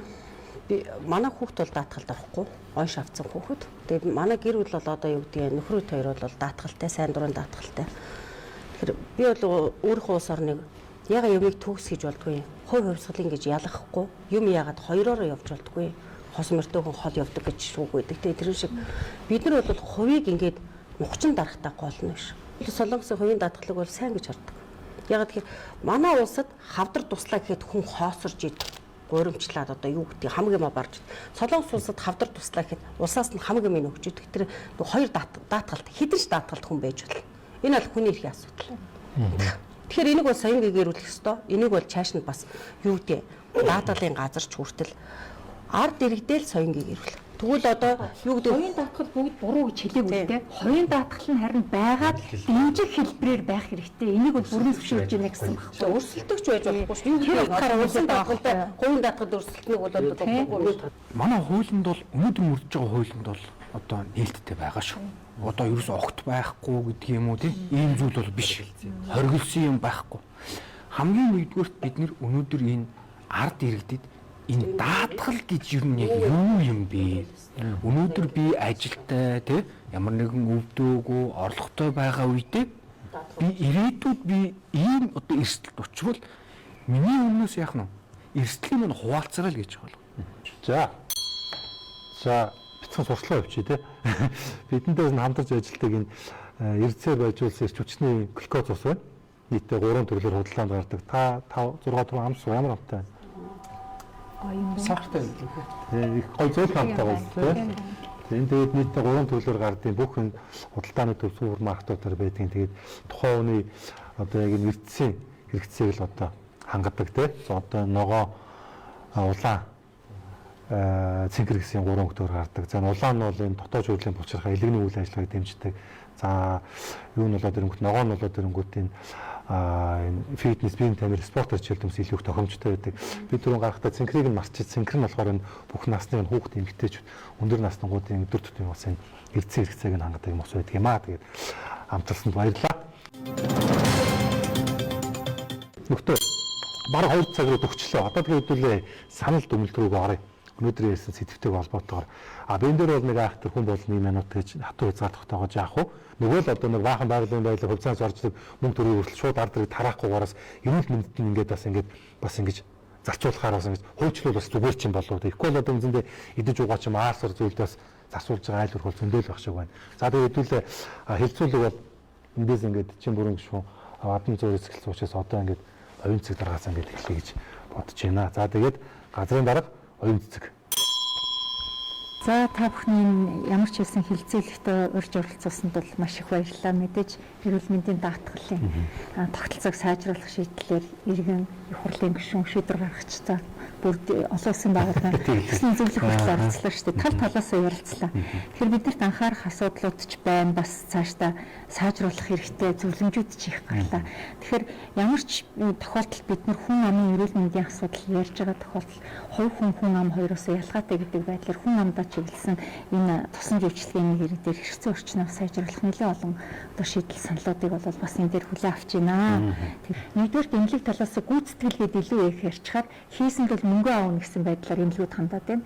Нөгөө талаас иргэн дээр юу гэж нөхөр би даатгалаа төлсөн учраас ямар ч үсэн эмнэлэгт очингууд ямар ч орчир дугааргүйгээр шууд энэ үйлчлэгийг одоо сонгосон эмнэлгээс эмчээс аавна гэсэн ойлголт бас гараад байна. Тэгэхээр энэ дээр бид нэр аль талаас нөгөө энэ санхүүжилттэй энэ ямар төвшөнд нь ямар тусламж үйлчлэг авах уу гэдэг асуудлаас их чухал. Хоёрдугаарт нь иргэдэд бид нэр одоо ингээд доктортой хөгжлийн зорилтын ивент гэж ярьж байна. Ер нь олон улсад юу гэж байна гэхээр иргэн одоо яг тусламж үйлчлэгийг оршин байгаа газраас л санхүүгийн эрсдэл багтаагаар авах боломжийг нь улс орнууд бүрдүүлээч гэж байгаа. Яг энэний хүрээнд бид нар одоо яг бас эрүүл мэндийн салбарт хэрэгжүүлж байгаа нэг томоохон бодлого нь өөрөө энэ туслан дэвшлэгийн төвлөрлийг сааруулад даатгалаас авах боломжтой, орон нутгаас авах боломжтой туслан зөвчлөгийг нь орон нутагт нь одоо яг үзүүлдэг болох энэ чиглэл дээр бас нэлээд бодлогын арга хэмжээгээр явж байна л да. Хавдрын туслан зөвчлөгээ хавдар судлалын үндэсний төв дээр л бужигнаад идэг хүмүүс гэтэл орон нутагт үзүүлэх боломжтой байдаг. За төслийн зөвлөх Батбаяр. Тэгэхээр миний хувьд бол өнөөдрийн бидний яг яриад байгаа асуудал бол явж нэг юм дээр очиж байгаа. Их усрын дутагдал дээр очиж байгаа байхгүй бүх юм. Үнэхээр бүгдээрээ л боломжоор хийхийг хичээж байна тий. Тэгэхээр их уср дутагдаад байна. Тэгэхээр өнөөдөр олон улсын ийм жишг байна л да. Дотоодын нийт бүтээгдэхүүний 6%-ийг дор хаяж эрүүл мэндэд зарсан улсууд чинь тэр таны яриад байгаа шиг одоо тэр Япон, Солонгос эдгээр чинь 7-8% таахгүй юу? Тэр улсууд чинь нэг хүн амаа ямар нэгэн бэрхшээлгүйгээр доод байна. Үйлчлэгийг нь авч ийн. Тэрийг үзүүлж байгаа юм цөвлөгч гэсэн чанартай юм тариа цалин боломжийн орчин тоног төхөөрөмж байна. Тэгэхээр бид нарт нэгэнт олон улсын жишгээс 2 дахин бага санхүүжилтэн дээр эрэмлэн ангилалт хуваарлт хийж байгаа. Тэгсэн хэрний нөгөө талдаа ард иргэдээ санхүүгийн эрсдлээс хамгаалах. За дээр нь явж ижил нэмээд өвчлөл өндөр байгаа үед бол яалчгүй бид нар ийм асуудал дээр тулгарч байгаа маа. Тэгэхээр бид нар нэгэн зүйл дээр санал нэгдэх хэрэгтэй байгаа юм нь юу гэхээр их усроо нэмэгдүүлэх тэр өөрөөр анхаарах хэрэгтэй байна. Жишээлбэл хоёрдугаар ер нь эрүүл мэндийн төвлийн өвчлөл бий болоод байгаа суурь шалтгаануудаа эхэлж хармаар байна. Одоо ингээл өвдснийх нь хойно хэдэн төгрөгөө хураагаал ингээл хоорондоо маргаад ахгүй. Ер нь бид нар энэ шалтгаанаа бууруулахын тулд одоо бодлогын арга хэмжээ хийх хэрэгтэй байна. Түрүү оюун цэцэг дараа тэр даатгалын хуулийн өөрчлөлт гэдэг. Энэ дэр бол бид нар аягүй судалгаанууд хийгээд явж байна л да. Сангийн ам, эрүүл мэндийн ам гэдэг бүгдээрээ л хийж байгаа. Тэгээ энэ дэр нэг юм санал болгоод байгаа юм. Найраг тамхи чихэрлэг ундааны асуудлыг оруулж ирж байгаа. Дэлхийн нийт тэр энэ бол аягүй нийтлэг юм жишг байна л да. Тэр нь болохоор энэ эрүүл мэндийн даатгалын сангийнх нь их уср нь өөрөө тэр арх тамхины одоо борлуулсан хэрэглэсний татврынх нь орлого нь өөрөө тэр сан дээр төвлөрчдөг. Тэгэхгүй бол бид нэр даатгалын санд ирэх жил хэдэн төгрөг байх уу гэдэг нь жил болгон юм томьёо байхгүй харилцан адилгүй мөнгө цугларж ш. Тэгвэл эндээс цугларсан их усрыг нь даатгалын сандаа татдаг бай. Эргээд тэрний чинь хэрэглээ нь өөрөө яаж юм гэхээр өвчлөлийг бий болгоход нөлөөлөд байна. Тэрний хор ховрлыг тодорхой хугацааны дараа даатгалын сан өөр үүрэх учраас энэ хоёрыг чинь нэмээд ивэл их усрч өөр ингээд доктортой өсөх юм шүү. Энэ рүүгээ одоо анхаарал бас өөрчлөлт хийя гэдэг ийм л санал байна. Хэлцээний дараа Гууган Баяр. За. Эрүүл мэндийн даатгалын ерхий газар маань бол иргэд даатгалагчдад чанартай тусламж үйлчлэхэд хүлээгдэлж хэрэглэхгүй санхүүгийн эрсдэлгүйгээр одоо авч явах хэрэгтэй. Тэгэхээр одоо тэр эмнэлгийн тусламж үйлчлэгийг худалдаж авч байгаа. Гэтэл яг одоо байгаа ингээд нийгэмд явж байгаа ойлголт гэдэг юм уу те ингээд ирэнгүүт яж нэхэр даатгал бол эмнэлгийг санхүүжүүлэх юм шиг. Тийм байдал ойлголт байгаад байгаа. Тэгэхээр одоо бид нар дараагийн нэг одоо хийх гэдэг юм нэхэр сонгож байгаа эмнэлэгтээ бид нар одоо тухайн одоо онд жишээ нь 25, 26 онд бид нар ямар тусламж үйлчлэгийг авах юм бэ гэдгийг бид нар бол сонгох эрх байгаа шүү дээ. Сонгож гэрээлж байгаа. Энэ дээр бид нар одоо анхаарч ажиллая гэж. Тэр нь өгсөн үгүй гэхээр олон эмнэлэгтэй гэрээ байгуулах нь гол нь биш. Тухайн эмнэлгүүдтэй бид нар сонгон шалгаруулалт зарлана. За жишээ нь дурангийн цэсний хагалгаа байлаа гэхэд тэрийг үзүүлдэг бүх эмнэлэгтэй одоо тэр үзүүлэх боломжтой эмнэлгүүдийг сонгон шалгаруулна. Тэгээд тэнцэн эмнэлгүүдтэй тухайн ондоо бид нар хичнээн дурангийн цэсэнд санхүүжилт олгох юм. Тэр тоо бол одоо гарна шүү дээ. Энд чи одоо ингээ 22, 23, 24 те одоо урд жилүүдийн гүйцэтгэлтэй уялдуулж гараад тэгээд яг тухайн тусламж үйлчлэгийг үзүүлж чаддаг эмнэлгүүдэд чадамжаар нь одоо чадамж гэдэг юм тэрнгээр нь эренблээд тэгээд тэрнээсээ одоо ингээд эренбснийхаа дагуу гэрээгээ байгуулна гэсэн үг. Тэрнээс биш дурангийн цэсний хагалгааг хийдэг бүх эмнэлэгтэй гэрээ байгуулчихгууд нөгөө бүх эмнэлгүүд амьдрахын тулд бүгдээрээ маш их одоо бүтээгдэхүүн үйлдвэрлээд тэрнээсээ болоод манай санхүүжт хүрэхгүй. Тэгэхээр бид нар одоо яаж нэхээр яг тэр иргэн шаардлагатай одоо тусламж үйлчлэгийг нь худалдаж авахын тулд эренблээд хамгийн сайн үзүүлэлттэй төрүүлж гэрээлээд тэрэнд нь санхүүжлтийг нь олгоё. Ийм одоо бас нэг алхмыг одоо ер нь бол эх хонд хийж ярьж байгаа. За зөвлөлийн гишүүн Алтан уг. За энэ эрүүл мэндийн даатгалын сан тойрсон энэ асуудал дээр бол яг өнөөдрийн түвшинд бол хамгийн чухал зүйл бол энэ орлогын их үүсвэр буюу санхүүжилтийг нэмэгдүүлэх гэдэг бүх шатнд бүх хүн ойлгож байгаа. Түүн зөвлөх хэлж чинь дотоодын нийт бүтээгдэхүүн эзлэх үү, засгийн газрын зардал эзлэх үү, аль алингаараа манай улс бол хөрөхгүй байна. Хүрхгүй санхүүжилттэй бид зөв эренб дараа яг очих ёстой зэгт нь хүрэхийн тулд энэ хязгааруудыг тавьж байгаа. Энэ оны хувьд жишээлбэл энэ гэрэлттэй холбоотой үүсэж байгаа эмнэлгүүд дээр нөгөө хэмжээний тоонуудыг хязгаарлаж ийн гэдэг нь энэ чинь одоо гүйцэтгэлийн санхүүжилт муу юм уу? Одоо ингээд тусламж үйлчлэгээ үзүүлэл авна гэсэн одоо эн чинь ингээд хязгаарлаж байна. Эн чинь одоо яг гүйцэтгэлийн санхүүжилт чинь биш байх гэдэг юм уу? Гэтэл даатгуулагч талаас ингээд очихлоор би одоо ямар нэгэн ойчорж хэрэгдэлгүй те чанартай ийм бүтээгдэхүүн үйлчлэг авч чадахгүй байж гэдэг юм уу? Ер нь дэлхийн нийтэд яг энэ эрүүл мэндийн энэ салбар даатгалын тогтолцоогоо 100% төгс төгөлдөр шийдсэн одоо бас нэг ч улс орн бол байхгүй. Бүгд л ямар нэгэн асуудал байдаг. Тогтолцооноос хамаарал. Өнөөдрийн бидний хувьд бол яг ингэ ирэмлээд үзэхэд бол хамгийн нэгдүгээр санхүүжилтийн асуудал. Хоёрдугаар энэ хууль тогтоомжийн шинжилгээний асуудал. 15 оны хууль маань маш олон нэмэлт өөрчлөлтүүд орчихсон. Энийг одоо энэ онд бол зайлшгүй авч үзэх хэрэгтэй. Тэгээ энэ хууль тогтоомжоор ялангуяа хамгийн их одоо эрүүл мэндийн салбарт ажиллаж байгаа, эрүүл мэндийн тусламж үйлчлэг үзүүлж байгаа эм чимэглэгийн ажлуудад нэг юм бол энэ даатгалын ерөнхий газар эмдүүз гэж одоо ер нь ямар харилцаа хамааралтай юм байгаа юм бэ? Хэн энийгээ удирдах юм бэ? Ямар бодлого чиглэлтэй байх юм бэ? Даатгал гэдэг чинь бол түрүүнд хэлсэн төр хуулийн этгээд эргэн 3-аас шимтгэлийг төвлөрүүлсэн үйл ажиллагаа тэндээс эрүүл мэндийн тусламж үйлчлэгээ үзүүлж байгаа байгууллагуудаас иргэний өмнөөс тэр даатгуулагчийн өмнөөс бүтээгдэхүүн үйлчлэгийг нь яаж байгаа хөтлөж авч байгаа юм систем. Тэр бид нар одоо хамгийн нэгдүгürt бол энэ санхүүгийн нэмжлэгийн асуудал, хоёрдугаар хуулийн өөрчлөлтийн асуудал, гуравдугаар тогтолцооны асуудал, дөрөвдүгээр зөвхөн сан гэхээс илүүтэйгээр бүр эрүүл мэндийн том салбараараа харж байгаа энд одоо ажиллаж байгаа эм чимэлгийн ажлын цалин хүйс, тоног төхөөрөмжийн шинжилэл, байшин, барилга ингээд бүхэлдэн том зургаар нь авч үзэх л одоо бас шилжилтийн одоо үе бол 20 оноос хойш ингээд явж байна. Гэхдээ одоо бид нэг дахиж авч үзэх юм зайлшгүй шаардлага бий байна л гэж харж байгаа. Их хурлын гишүүн чинь бүрэн. За бүгдээ санал нэг байна. Бид их усүрээ нэмэх ёстой. Даатгалын сан өөрөө ахиухан байж эмнэлгийн тусламжийг хангалттай өгнө. Хангалттай өгснөөр эмнэлгийн байгууллагууд хангалттай санхүүжилтээ аваад тэгээ үйл ажиллагаагаа шинэ технологи нэвтрүүлэх боломж хүрдэнэ. Нөгөө талаас иргэнд хамгийн сайн тусламж үзүүлэхээр тэгээд хамгийн төгсгөлд нь иргэн хаппи л байх хэрэгтэй. Хамгийн сэтгэл хангалуул байх хэрэгтэй. За тэгэхээр хоёр дахь асуудал нь болохоор бид бас шодрог тогтолцоо бидэнд хэрэгтэй. Мөнгө бас баг биш шүү. Мөнгө бас баг биш.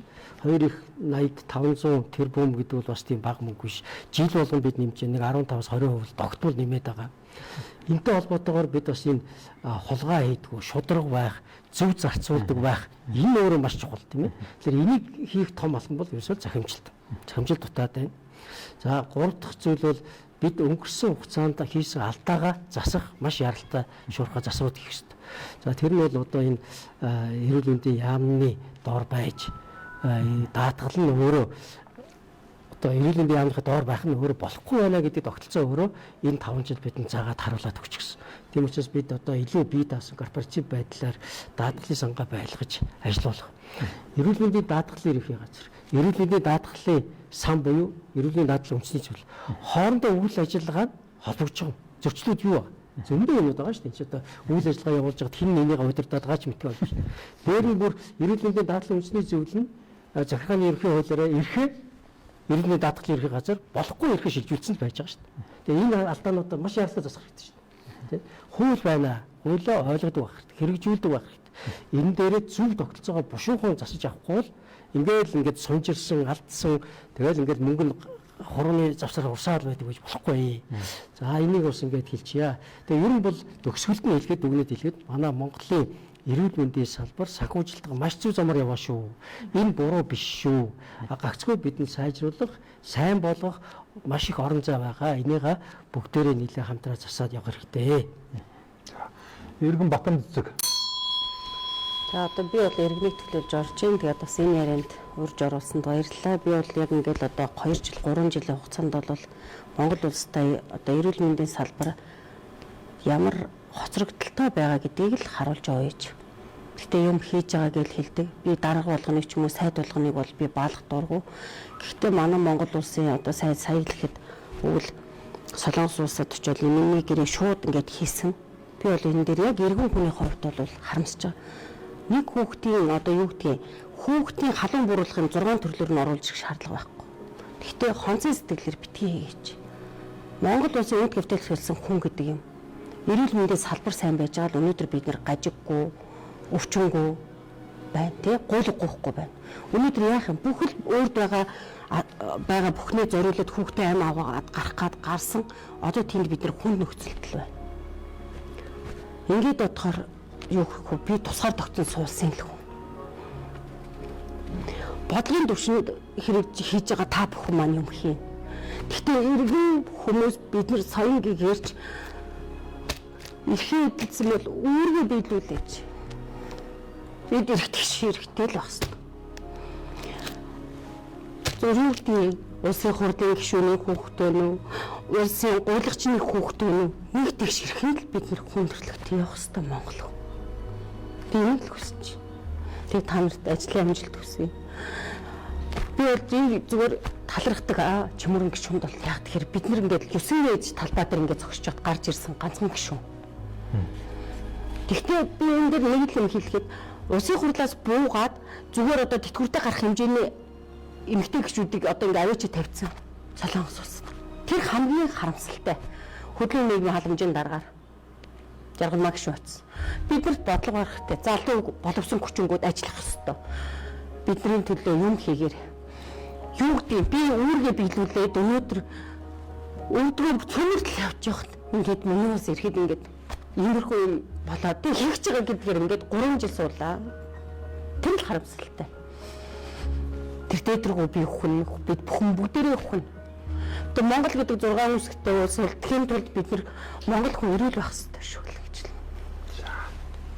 За ингээд хэдүүлээ бүтэн 2 цагийн хугацаанд хилцүүлгээ хийлээ. Тэгээд бас мартагдсан орхигдсон бас асуудал сэдв байхыг үгүйсэхгүй. Тэгээд дараагийн бас эрүүл мэндтэй холбоотой ялангуяа даатгалын энэ салбарыг төгөлдржүүлэх тийм ээ зүйлээрээ сэдвүүлээ ирээд бас уулзуулах гэж бодож байна. Тэгээд хилцүүлэлт хүрлэж ирсэн бас талархлаа илэрхийлээ. Тэгээд санаа оноо нийлэхгүй байсан байгаа ч гэсэн сүүлдээ хэдүүлээс эцэстээ нэг л дүгнэлт үрж ах шиг байна тийм. За.